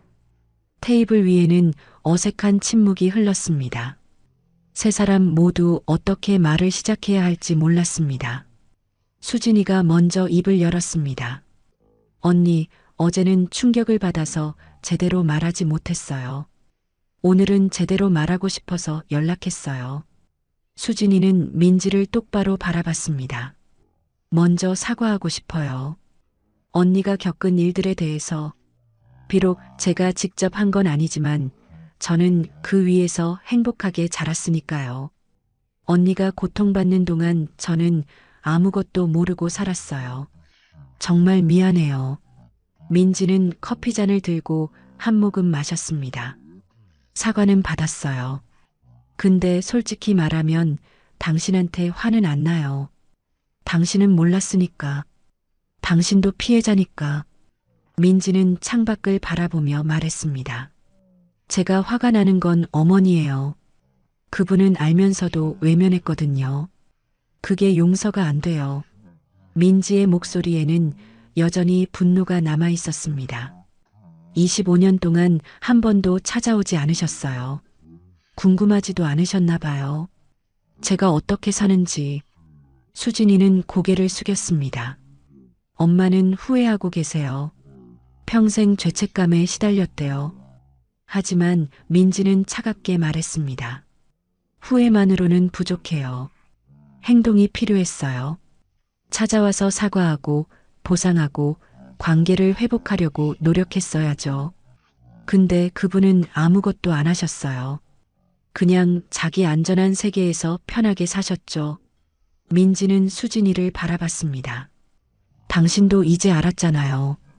당신 아버지가 어떤 사람이었는지. 믿기지 않아요. 수진이는 눈물을 참으며 말했습니다. 아버지는 제게 좋은 아빠였거든요. 한 번도 화내신 적 없고 늘 다정하셨어요. 그런 분이 언니한테 그런 짓을 했다는 게 받아들여지지 않아요. 수진이는 고개를 들어 민지를 바라봤습니다. 근데 언니를 보니까 알겠어요. 거짓말할 이유가 없으니까. 정말 그런 일이 있었던 거죠. 민지는 잠시 침묵했습니다. 그리고 작게 말했습니다. 그 사람은 이중적이었어요. 밖에서는 착한 사람이었죠. 근데 집에서 특히 어머니가 없을 때는 완전히 다른 사람이었어요. 민지는 커피잔을 내려놓았습니다. 저는 그 트라우마 때문에 평생 고생했어요. 대인관계도 어렵고 연애도 못하고 상담을 받고 약도 먹었지만 쉽게 나아지지 않았어요. 수진이는 민지의 손을 잡으려다 멈췄습니다. 언니, 지금은 어떻게 지내세요? 결혼은 하셨어요? 민지는 고개를 저었습니다. 결혼은 안 했어요. 남자가 무서워요. 가까이 오면 그때 생각이 나서 패닉에 빠져요. 그래서 혼자 사는 게 편해요. 민지는 쓸쓸하게 웃었습니다. 친구도 많지 않아요. 사람을 믿기가 어려워서요. 그냥 일하고 집에 가고 그렇게 살아요. 외롭지만 익숙해요. 저는 민지를 바라보며 가슴이 아팠습니다. 서른이 조금 넘은 나이에 혼자 외롭게 살아가는 모습이 안쓰러웠습니다. 가족의 사랑을 받지 못하고 자란 아이가 어떻게 성장하는지 보여주는 것 같았습니다. 민지는 겉으로는 성공한 것처럼 보였지만 속으로는 깊은 상처를 안고 살아가고 있었습니다. 수진이가 다시 입을 열었습니다. 언니, 우리 다시 시작할 수 없을까요? 늦었지만 이제라도 가족이 될 수 있을까요? 수진이의 목소리는 간절했습니다. 하지만 민지는 망설였습니다. 모르겠어요. 솔직히 말하면 믿음이 안 가요. 어머니가 변했는지도 모르겠고 당신이 진심인지도 확신이 서지 않아요. 상처가 너무 깊어서 쉽게 열 수가 없어요. 민지는 가방을 집어들었습니다. 시간이 필요해요. 천천히 생각해 볼게요. 민지는 자리에서 일어났습니다. 오늘 만나줘서 고마워요. 그리고 사과도 받았어요. 상속 문제는 변호사를 통해 진행할게요. 민지는 카페를 나가려다 멈췄습니다. 그리고 뒤돌아서서 수진이를 바라봤습니다. 수진 씨, 당신은 좋은 사람 같아요. 당신을 미워하고 싶지는 않아요. 다만 시간이 필요해요. 25년 동안 쌓인 상처를 치유하는 데는 시간이 오래 걸려요. 그리고 민지는 카페를 나갔습니다. 수진이는 민지의 뒷모습을 바라보며 눈물을 흘렸습니다. 자기야, 나는 어떻게 해야 해? 언니를 어떻게 위로해야 해? 저는 수진이를 안아주었습니다. 천천히 가. 민지 씨 말대로 시간이 필요해. 너무 서두르지 마. 수진이는 제 품에 안긴 채 한참을 울었습니다. 그리고 작게 말했습니다. 나는 언니를 포기하지 않을 거야. 진짜 가족이 되고 싶어.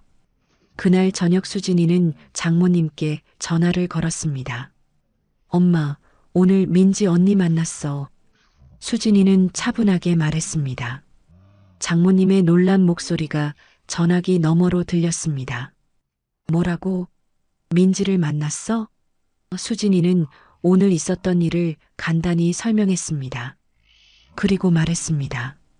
엄마, 이제 제대로 해. 언니한테 진심으로 사과하고 가능하다면 관계를 회복해봐. 너무 늦기 전에. 전화기 너머로 장모님의 흐느끼는 소리가 들렸습니다. 수진아, 엄마를 용서해 줄 수 있어? 장모님이 떨리는 목소리로 물었습니다. 수진이는 한참을 침묵하다가 대답했습니다. 시간이 필요해요. 지금 당장은 엄마를 이해할 수 없어요. 근데 노력할게요.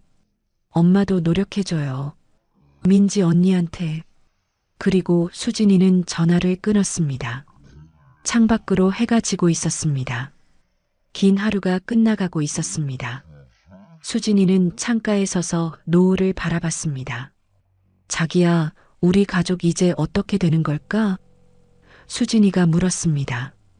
저는 수진이 옆에 서서 함께 노을을 바라봤습니다. 모르겠어. 근데 최선을 다해보자. 깨진 가족을 다시 붙이는 건 어렵겠지만 시도해볼 가치는 있어. 수진이는 제 손을 꽉 잡았습니다. 고마워. 내가 옆에 있어서. 저는 수진이를 안아주었습니다. 앞으로 긴 여정이 기다리고 있었습니다.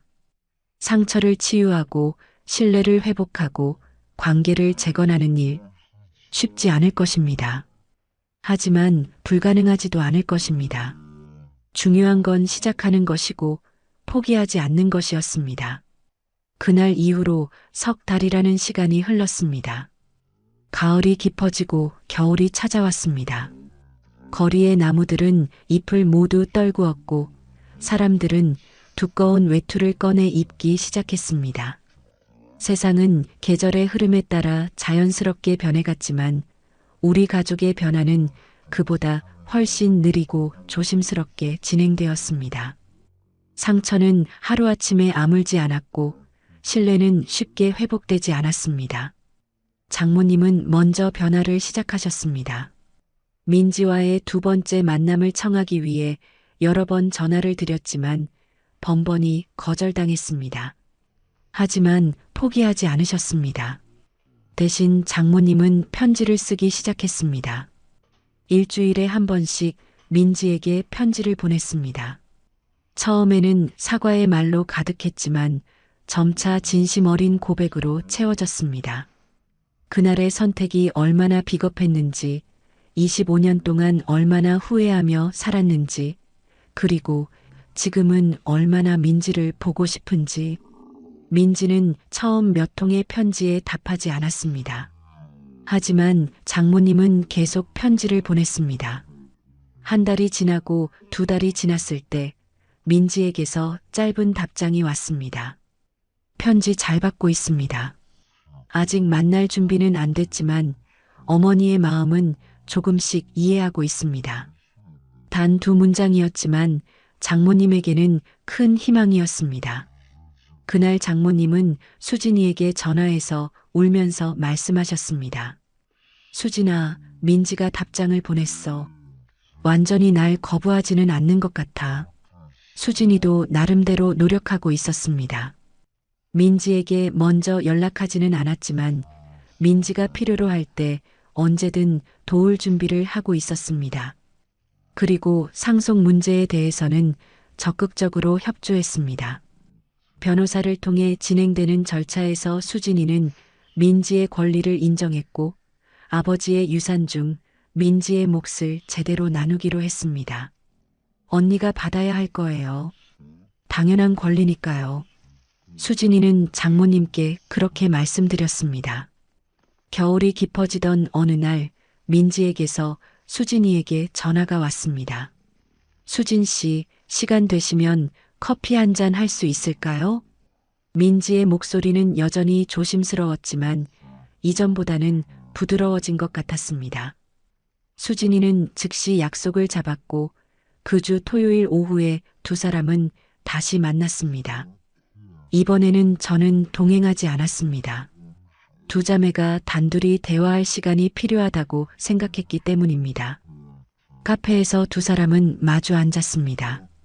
민지는 처음으로 수진이에게 자신의 삶에 대해 이야기했습니다. 보육원에서의 외로운 시절, 대학 시절의 고군분투, 그리고 지금의 일상까지. 수진이는 눈물을 흘리며 들었고 민지의 손을 잡았습니다. 언니, 정말 고생 많았어요. 혼자서 이 모든 걸 견뎌내다니. 민지는 처음으로 수진이의 손을 뿌리치지 않았습니다. 그리고 작게 말했습니다. 당신은 좋은 사람이에요. 당신과는 관계를 만들어가고 싶어요. 그 만남 이후로 두 사람은 가끔씩 연락을 주고받았습니다. 처음에는 짧은 문자 메시지로 시작했지만 점차 전화통화로 이어졌습니다. 수진이는 민지에게 자신의 일상을 나누었고 민지도 조금씩 마음을 열기 시작했습니다. 오늘 학교에서 재밌는 일이 있었어요. 저는 오늘 힘든 고객을 만났는데요. 평범한 대화들이었지만 그 속에서 두 사람은 서로를 알아가고 있었습니다. 석 달째 되던 날 민지가 장모님께 만나자는 연락을 했습니다. 장모님은 떨리는 손으로 전화를 받았고 민지가 정한 장소로 향했습니다. 조용한 공원 벤치였습니다. 겨울 오후의 차가운 공기 속에서 두 사람은 25년 만에 제대로 된 대화를 나누었습니다. 장모님은 무릎을 꿇고 민지에게 사과했습니다. 미안해, 민지야. 엄마가 너무 잘못했어. 용서를 바라는 건 아니야. 그냥 엄마의 진심을 알아줬으면 해. 민지는 한참을 침묵했습니다. 그리고 눈물을 흘리며 말했습니다. 어머니, 저는 평생 어머니를 원망하며 살았어요. 왜 나를 버렸냐고, 왜 나를 지키지 못했냐고. 근데 이제는 조금 이해해요. 어머니도 피해자였다는 걸. 그 시대에 그 상황에서 선택할 수 있는 게 많지 않았다는 걸. 민지는 손수건으로 눈물을 닦았습니다. 완전히 용서할 수 있을지는 모르겠어요. 근데 미워하지는 않기로 했어요. 그게 저를 위한 거니까요. 장모님은 민지를 꼭 안았습니다. 고마워, 민지야. 이렇게라도 너를 다시 볼 수 있어서 엄마는 남은 인생 동안 너한테 미안한 마음으로 살 거야. 그리고 가능하다면 조금이라도 보상하고 싶어. 장모님의 목소리는 울음으로 떨렸습니다. 민지는 장모님의 품에 안긴 채 한참을 울었습니다. 어린 시절부터 그리워했던 엄마의 품이었습니다. 비록 늦었지만 그 온기를 느낄 수 있었습니다. 그날 이후로 조금씩 관계가 회복되기 시작했습니다. 민지는 한 달에 한 번 정도 장모님을 만났습니다. 처음에는 짧은 차 한 잔이었지만 점차 함께 식사를 하고 산책을 하며 시간을 보냈습니다. 대화의 주제도 과거의 상처에서 현재의 일상으로 옮겨갔습니다. 요즘 일은 어때? 건강은 괜찮으세요? 평범한 모녀의 대화들이 오갔습니다. 봄이 찾아왔습니다. 거리의 나무들은 다시 새싹을 틀었고 꽃들이 피어나기 시작했습니다. 변화의 계절이었습니다. 그리고 우리 가족에게도 큰 변화가 있었습니다. 수진이가 민지를 저녁 식사에 초대한 것입니다. 우리 집에서 세 여자가 한자리에 모이는 첫 번째 자리였습니다. 장모님과 수진이 그리고 민지. 그날 저녁 식탁은 조심스러운 분위기로 시작되었습니다. 하지만 수진이가 준비한 음식을 나누며 분위기는 점차 풀어졌습니다. 민지는 수진이의 요리 솜씨를 칭찬했고 장모님은 옛날 얘기를 조심스럽게 꺼냈습니다. 민지야, 너 어렸을 때 김밥을 정말 좋아했지. 엄마가 만들어주면 혼자 5줄도 먹었어. 민지는 잠시 멈칫했지만 작게 웃었습니다. 기억나요. 그때가 행복했어요.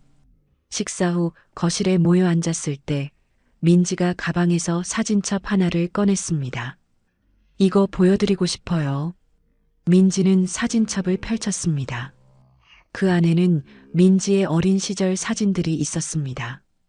보육원에서 찍은 사진, 초등학교 입학식 사진, 대학교 졸업식 사진, 가족 없이 혼자 찍은 사진들이었습니다. 장모님은 사진을 보며 눈물을 흘렸습니다. 이렇게 컸구나. 엄마가 옆에 없는 동안. 민지는 장모님의 손을 잡았습니다. 이제는 옆에 계시잖아요. 늦었지만. 수진이도 사진첩을 들여다봤습니다. 언니 대학교 졸업식 때 혼자 찍었어요? 민지는 고개를 끄덕였습니다. 네. 다른 친구들은 가족이랑 찍었는데 저는 혼자였어요. 교수님께 부탁해서 찍었죠. 수진이는 눈물을 닦으며 말했습니다. 다음에 뭔가 중요한 일 있으면 우리 부르세요. 이제는 혼자가 아니니까. 민지는 수진이를 보며 따뜻하게 웃었습니다. 고마워요. 정말로. 그날 밤 민지가 돌아간 후 수진이는 저에게 말했습니다. 자기야, 오늘 처음으로 진짜 가족 같았어. 어색하긴 했지만 그래도 함께 밥 먹고 웃고 이게 시작인 것 같아. 저는 수진이를 안아주었습니다. 맞아. 완벽하지는 않지만 시작은 했어. 그게 중요한 거야. 수진이는 창밖을 바라보며 말했습니다. 언니가 더 이상 외롭지 않았으면 좋겠어. 우리가 언니의 가족이 되어줄 수 있으면 좋겠어. 여름이 찾아왔습니다. 장모님은 마트에서의 일을 그만두셨습니다. 나이도 있고 몸도 많이 힘드셨기 때문입니다. 대신 민지와 수진이가 생활비를 보태드리기로 했습니다. 처음에 장모님은 거절하셨지만 두 딸이 함께 설득했습니다. 엄마, 이제는 받으세요. 우리가 드리고 싶어요. 장모님은 결국 두 딸의 마음을 받아들이셨습니다. 어느 토요일 오후 네 사람은 함께 외출했습니다. 장모님과 민지, 수진이와 저. 처음으로 함께 나들이를 가는 날이었습니다. 근처 수목원으로 향했고 초여름의 푸른 숲길을 걸었습니다. 앞에서는 민지와 수진이가 나란히 걸으며 이야기를 나누었고 뒤에서는 장모님과 제가 따라갔습니다. 우리 사위 고마워. 수진이 옆에서 잘 지켜줘서 장모님이 말씀하셨습니다. 제가 해야 할 일이에요. 제가 대답했습니다. 벤치에 앉아 쉴 때 민지가 조심스럽게 말했습니다. 있잖아요. 저 다음 달에 생일이에요. 33이 되는. 수진이가 즉시 물었습니다. 그럼 우리 같이 보내요. 생일 파티예요. 민지는 잠시 망설이다가 고개를 끄덕였습니다. 좋아요. 평생 혼자 보냈는데 올해는 가족이랑 보내고 싶어요. 장모님은 민지의 손을 잡으며 말씀하셨습니다. 엄마가 미역국 끓여줄게. 늦었지만 민지는 눈물을 글썽이며 웃었습니다. 네, 그러세요. 생일날이 왔습니다. 우리는 장모님 댁에 모였습니다. 장모님은 아침부터 정성껏 미역국을 끓이셨고 수진이는 케이크를 준비했습니다. 저는 민지가 좋아할 만한 책을 선물로 샀습니다. 민지가 도착했을 때 테이블 위에는 촛불이 켜진 케이크가 놓여 있었습니다. 생일 축하해요, 언니. 수진이가 노래를 불렀고 우리 모두 함께 박수를 쳤습니다. 민지는 촛불을 바라보며 한참을 멈춰 있었습니다. 그리고 눈물을 흘렸습니다. 고마워요. 정말 고마워요. 평생 바랐던 순간이에요. 가족과 함께하는 생일. 민지는 촛불을 끄고 소원을 빌었습니다. 그 소원이 무엇인지는 아무도 묻지 않았지만 아마도 지금 이 순간이 계속되기를 바랐을 것입니다. 케이크를 나눠 먹으며 우리는 웃고 이야기했습니다. 평범한 가족의 모습이었습니다. 식사 후 장모님이 민지에게 작은 상자를 건넸습니다. 민지야, 이거 받아줄래? 민지가 상자를 열자 안에는 작은 목걸이가 있었습니다. 금으로 만든 작은 하트 펜던트였습니다. 이거 너 돌 때 엄마가 사준 거야. 너를 보육원에 보낼 때 못 줬어. 그때부터 계속 간직하고 있었어. 언젠가 너한테 돌려줄 수 있기를 바라면서. 장모님의 목소리는 떨렸습니다. 민지는 목걸이를 꺼내 들었습니다. 작고 낡았지만 정성스럽게 닦아져 있었습니다. 어머니가 25년 동안 간직하셨어요? 민지가 물었습니다. 장모님은 고개를 끄덕이며 말씀하셨습니다. 너를 잊은 적이 없어. 단 하루도. 매일 이 목걸이를 보면서 미안하다고, 보고 싶다고 속으로 말했어. 민지는 목걸이를 목에 걸었습니다. 예쁘네요. 소중히 할게요. 해가 지기 시작했습니다. 창밖으로 노을이 붉게 물들어갔습니다. 네 사람은 거실에 둘러앉아 조용히 노을을 바라봤습니다. 말은 많지 않았지만 마음은 따뜻했습니다. 이것이 가족이구나. 완벽하지 않아도 상처가 남아 있어도 함께 노력하며 만들어가는 것이 가족이구나. 그 깨달음이 조용히 마음에 스며들었습니다. 민지가 자리에서 일어서며 말했습니다. 오늘 정말 행복했어요. 평생 기억에 남을 생일이에요. 수진이가 민지를 안아주었습니다. 언니, 다음에 또 만나요. 자주 보고 싶어요. 민지는 수진이의 등을 토닥이며 말했습니다. 그러자. 이제 우리 진짜 자매니까. 장모님도 다가와 민지를 안았습니다. 민지야, 사랑해. 엄마가 늦게라도 말하고 싶었어. 민지는 장모님의 품에 안긴 채 작게 대답했습니다. 저도요, 어머니. 현관에서 신발을 신으며 민지가 우리를 돌아봤습니다. 수진 씨, 매영, 그리고 어머니. 제게 기회를 주셔서 감사해요. 저도 노력할게요. 진짜 가족이 되도록. 그리고 민지는 문을 열고 나갔습니다. 하지만 이번에는 슬픈 뒷모습이 아니었습니다.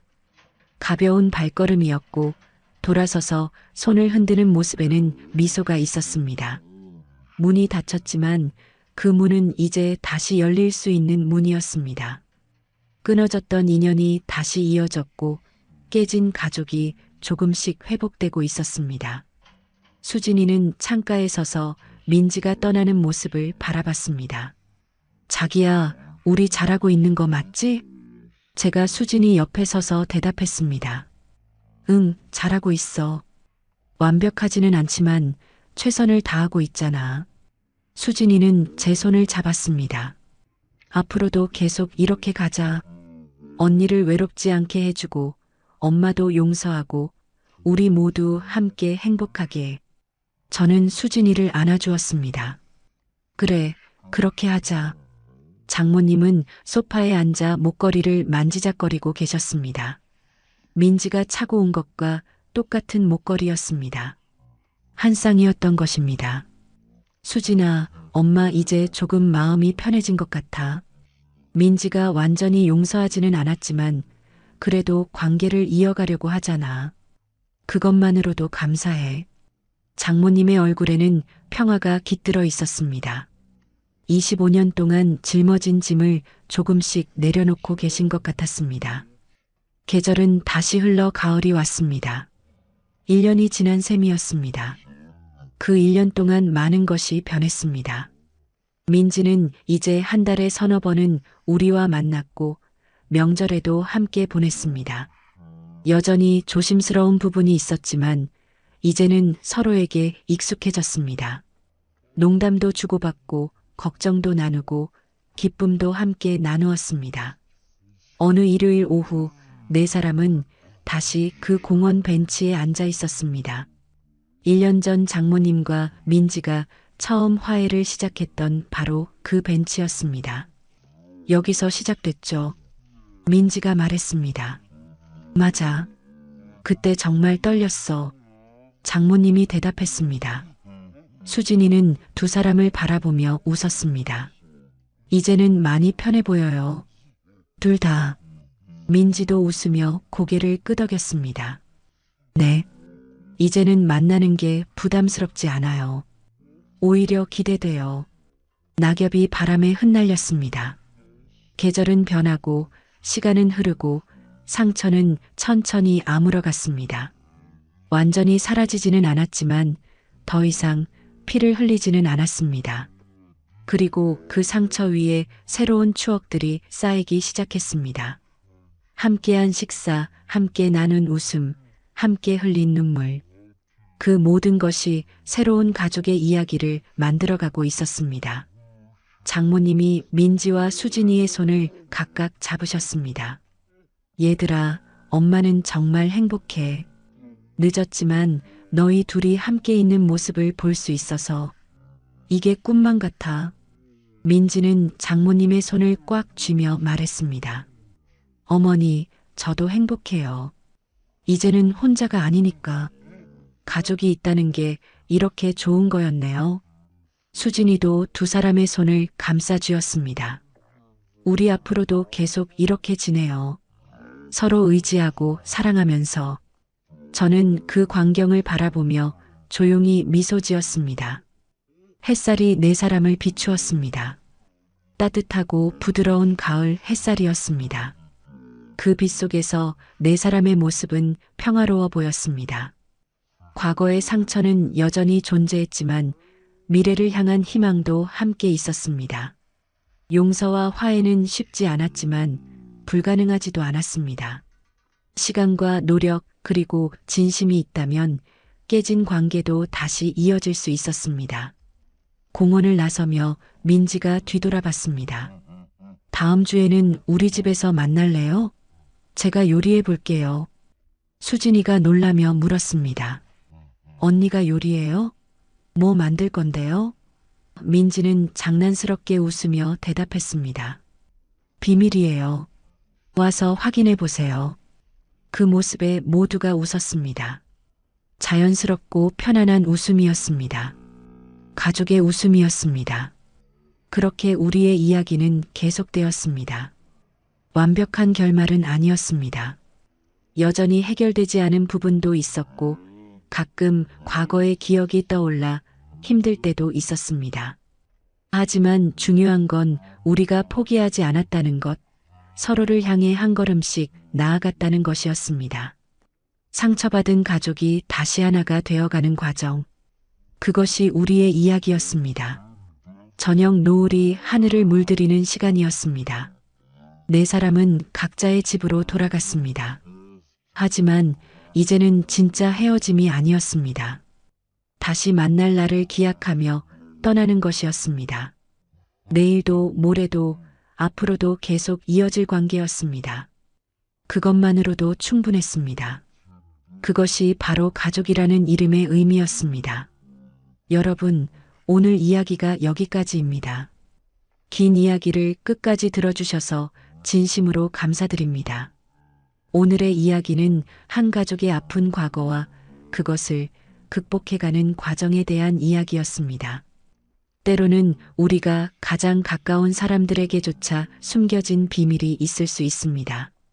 그리고 그 비밀이 드러났을 때 우리는 큰 충격을 받게 됩니다. 하지만 중요한 것은 그 이유입니다. 상처를 어떻게 치유할 것인가, 깨진 관계를 어떻게 회복할 것인가. 오늘 이야기 속 가족들은 쉬운 길을 선택하지 않았습니다. 서로를 외면하거나 관계를 끊어버리는 대신 고통스럽더라도 마주하고 대화하며 천천히 나아갔습니다. 완벽한 용서는 아니었을지라도 함께 살아가기로 선택했습니다. 우리 모두에게도 이런 순간이 올 수 있습니다. 가족이나 가까운 사람과의 관계에서 깊은 상처를 받을 수 있습니다. 배신감을 느낄 수도 있고 실망할 수도 있습니다. 그럴 때 우리는 선택해야 합니다. 관계를 포기할 것인가 아니면 회복을 시도할 것인가. 쉬운 답은 없습니다. 하지만 때로는 용기를 내어 다시 시도해보는 것이 필요합니다. 그리고 기억해 주세요. 용서는 상대방을 위한 것이 아니라 자신을 위한 것입니다. 미움과 원망을 내려놓는 것은 상대방을 자유롭게 하는 게 아니라 나 자신을 자유롭게 하는 것입니다. 오늘 이야기 속 민지처럼 때로는 완전히 용서하지 못하더라도 관계를 이어가기로 선택하는 것만으로도 치유가 시작될 수 있습니다. 가족이란 무엇일까요? 피로 연결된 관계일 수도 있지만 그보다 더 중요한 건 서로를 이해하고 받아들이기로 선택한 사람들입니다. 함께 아파하고 함께 웃고 서로를 지지하는 사람들. 그것이 진짜 가족이 아닐까 생각합니다. 오늘 이야기가 여러분께 작은 위로가 되었기를 바랍니다. 이 채널이 처음이신 분들은 구독과 좋아요 부탁드립니다. 여러분의 작은 관심이 더 좋은 이야기를 만드는 큰 힘이 됩니다. 알림 설정도 해두시면 새로운 이야기를 가장 먼저 만나보실 수 있습니다. 댓글로 여러분의 생각도 나눠주시면 감사하겠습니다. 여러분도 비슷한 경험이 있으신가요? 혹은 오늘 이야기에 대한 의견이 있으신가요? 그럼 다음 이야기에서 다시 뵙겠습니다. 여러분 모두 행복하시고 사랑하는 사람들과 좋은 시간 보내시기를 바랍니다. 상처가 있다면 치유되기를, 깨진 관계가 있다면 회복되기를 진심으로 기원합니다. 오늘도 이 이야기를 들어주셔서 감사합니다. 안녕히 계세요.